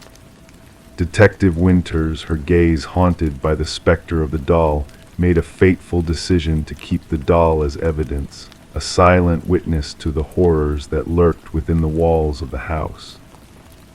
Yet as night surrendered to day, the doll vanished, leaving behind only questions and a sense of unease that lingered like a shadow. Detective Winters, her tenure marked by the echoes of a mystery unsolved, retired into the quiet shadows of obscurity, a silent guardian of secrets better left undisturbed. The house, its dark history a whispered warning to those who dared tread its halls, passed into new hands. The attic, once a realm of spectral whispers and unseen terrors, lay empty save for a solitary blanket, a silent testament to the mysteries that lay buried within. And as the years drifted by and the house changed owners once more, a sense of peace settled upon its halls. Yet on quiet nights when the moon cast its silver glow upon the attic window, a faint laughter could be heard, a ghostly echo of a past that refused to be forgotten. Story 26. She entered through the front door, stirring up dust in the musty air of the abandoned house. Years of neglect had left the walls peeling and the furniture covered in sheets. Every step she took felt like a frozen moment in time, except for one peculiar detail: the doors. Each door she opened led her back to the same room. No matter how she tried to escape, she always found herself back in the parlor. The only way out was the way she came in. But when she turned to leave, the front door had vanished into thin air. The discovery of Morgan Pierce's body turned the once forgotten Victorian house from a local curiosity into a crime scene. Detective Sarah Lynn stood at the threshold, observing forensic technicians moving silently through the dim interior like specters. The house had gained a reputation among the locals, the house where compasses spun wildly, where whispers of being watched echoed through its empty halls. Now it held secrets far darker than mere urban legends. The initial examination suggests she's been deceased for about 3 days, the medical examiner murmured, his voice barely audible. The cause of death seems to be asphyxiation. Morgan had been found seated in an antique chair in the parlor, facing the entrance as if anticipating someone's arrival. Her expression was serene, hands neatly folded in her lap. No signs of struggle, no marks of resistance. The scene exuded an unsettling stillness that even seasoned investigators found unnerving. "Discovered the body?" Lind inquired, studying her notes. "A real estate agent showing the property to potential buyers," her partner replied. They stumbled upon her sitting there, mistaking her for a trespasser until they approached closer. The house had remained uninhabited since the passing of its previous owner, Alina Blackwood, almost 5 years ago. Legal disputes had left the property in a state of limbo, unwanted, unsold, and largely forgotten except by those seeking thrills or mischief. Morgan Pierce, a 26-year-old graduate student delving into architectural anomalies for her thesis, was described by friends as meticulous, driven, and captivated by spaces that defied conventional design. The abandoned Victorian, notorious for disorienting visitors, must have held an irresistible allure to her. Her roommate reported her missing 2 days ago, Lind noted. Morgan mentioned visiting the house where people get lost for her research. Further investigation unveiled that Morgan had frequented the house in the weeks leading up to her demise. Her journal entries chronicled peculiar acoustic phenomena, unexpected cold patches, and doors that seemed to lead to different rooms with each opening. In her final entry, she spoke of bringing specialized equipment to document what she termed spatial inconsistencies. However, this equipment was nowhere to be found at the scene. The autopsy yielded an unexpected revelation: trace amounts of a rare alkaloid in Morgan's system, derived from a plant commonly used in shamanic rituals. While this substance could induce disorientation and vivid hallucinations, the quantities found were not fatal. She wasn't one to indulge in recreational substances, her boyfriend affirmed during interrogation. Morgan was meticulous in her research approach. She wouldn't have compromised her perceptions intentionally.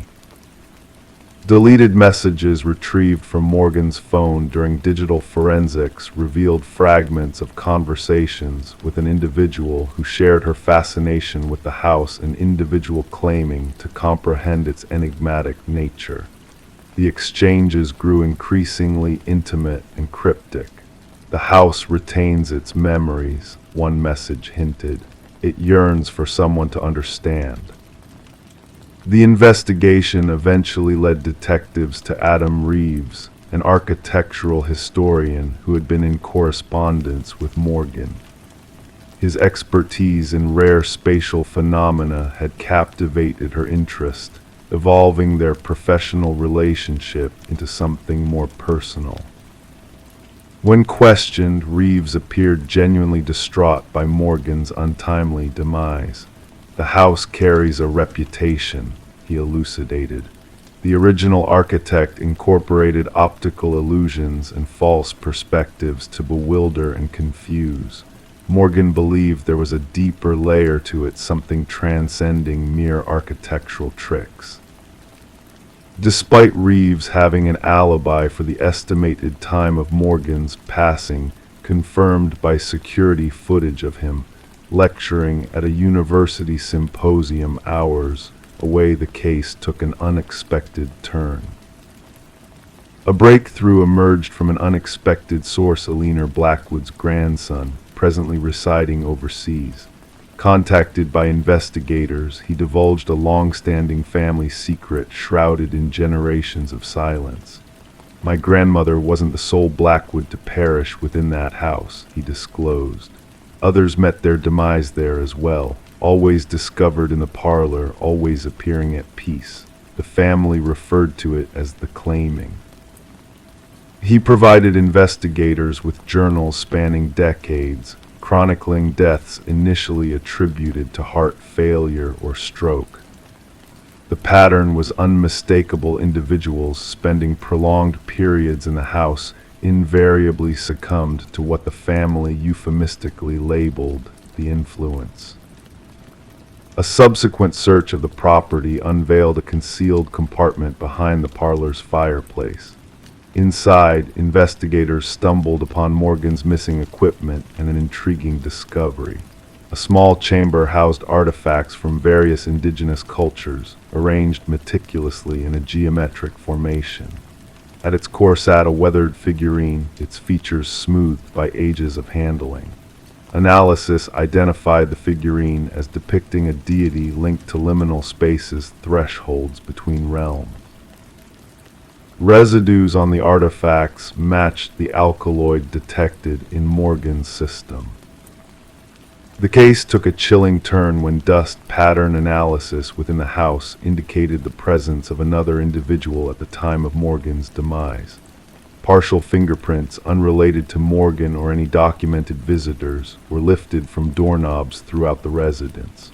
3 weeks into the investigation, Adam Reeves was discovered lifeless in his apartment. Mirroring Morgan's posture, he sat facing the entrance, bearing the same alkaloid as her. Clutched in his hand was a key that unlocked no door within his apartment, but perfectly fit the concealed compartment in the Victorian. In his final email sent to himself as a poignant testament, Reeves inscribed, "The house doesn't ensnare you physically, it ensnares your perception." Morgan was correct: the doors lead where they always have, yet a deceptive force convinces you of endless circles. Once you grasp the truth, departure is feasible, yet by then you no longer desire to leave. The case remains officially unresolved, marked as ongoing investigations into suspicious deaths. The Victorian has since been condemned, its access restricted by authorities. Nevertheless, whispers persist of spectral lights flickering within its walls on certain nights, and tales of visitors entering but never exiting. Some locals maintain that the house seizes those who delve too deeply into its enigmas. Others speculate that Morgan and Reeves unearthed something ancient and potent, residing in the interstices between conventional reality. The verity eludes grasp, akin to an exit within a house where all doors return to the outset. Story 27. In a quaint coffee shop that had seen the passage of time like an old friend, a man with no name made his daily pilgrimage. His presence was as constant as the morning sun, yet as enigmatic as the shifting shadows. The barista, a silent witness to his ritual, could only greet him with a knowing smile, for his name remained a mystery wrapped in the whispers of steam rising from his black coffee. But one fateful day, the man with no name broke the delicate pattern of his routine. His absence echoed louder than his usual silence, prompting concern that rippled through the familiar faces of the shop. When the authorities were summoned to investigate, they stumbled upon a clue left behind an abandoned wallet, a silent testament to a vanished soul. Detective Sarah Mercer, with a mind sharp as a winter's night, delved into the mystery that seemed to defy logic. The security footage, a ghostly record of the man's last known moments, revealed a truth stranger than fiction. He had entered, he had sat, but he had never departed, evaporating into the ether like a whisper carried away by the wind. As Mercer studied the enigmatic footage, a sense of unease crept into her bones. The man, now dubbed John Doe in the annals of the unknown, appeared ordinary in every aspect, yet his disappearance left a haunting imprint on the fabric of reality. With furrowed brows, she commanded the tech specialist to unravel the spectral threads that bound this mystery together. The investigation unfurled like a scroll of secrets, each revelation leading to more questions than answers. The wallet, a vessel of emptiness, held no clues to the man's identity save for a haunting photograph that stared back with vacant eyes. Credit cards devoid of names, numbers that led to nowhere, and a single business card offering a cryptic invitation into the unknown. The barista, a keeper of silent memories, shared fragments of a puzzle that refused to be solved. The man with no name had been a solitary figure, a phantom writer lost in the labyrinth of his thoughts. His notebook, a tome of cryptic symbols and unfamiliar sketches, whispered of worlds beyond the mundane, of realities intertwined like lovers in a timeless dance. As Mercer's investigation deepened, she unearthed a peculiar anomaly in the tapestry of the coffee shop's reality. A flicker in time, a subtle distortion that hinted at hidden truths veiled behind the mundane facade. With a resolve tempered by curiosity, she returned to the scene of the enigma, guided by an invisible hand towards a revelation waiting to be unveiled. The mirror, an ancient sentinel of reflections, harbored secrets within its ornate frame. As Mercer gazed into its depths, a shiver of recognition coursed through her veins, for the symbols etched upon its surface echoed the enigmatic language of the man's notebook. With trembling hands, she breached the mirror's facade, revealing a hidden chamber of forgotten echoes and lost echoes. Within the hollow recesses of the mirror's heart lay a trove of mysteries, a collection of wallets bearing the man's visage but devoid of identity, a journal chronicling experiments in the manipulation of time and space, and a final entry etched with a warning that sent a chill down Mercer's spine. The man who didn't exist had woven a tapestry of illusions that defied the laws of reason. As Mercer delved deeper into the labyrinthine corridors of the man's past, a voice from the shadows emerged, a woman of wisdom and secrets, a guardian of knowledge long buried beneath the sands of time. Margaret Keller, a wielder of truths unspoken, unveiled the man's true identity, a brilliant mind lost in the mists of quantum mirrors and parallel realities.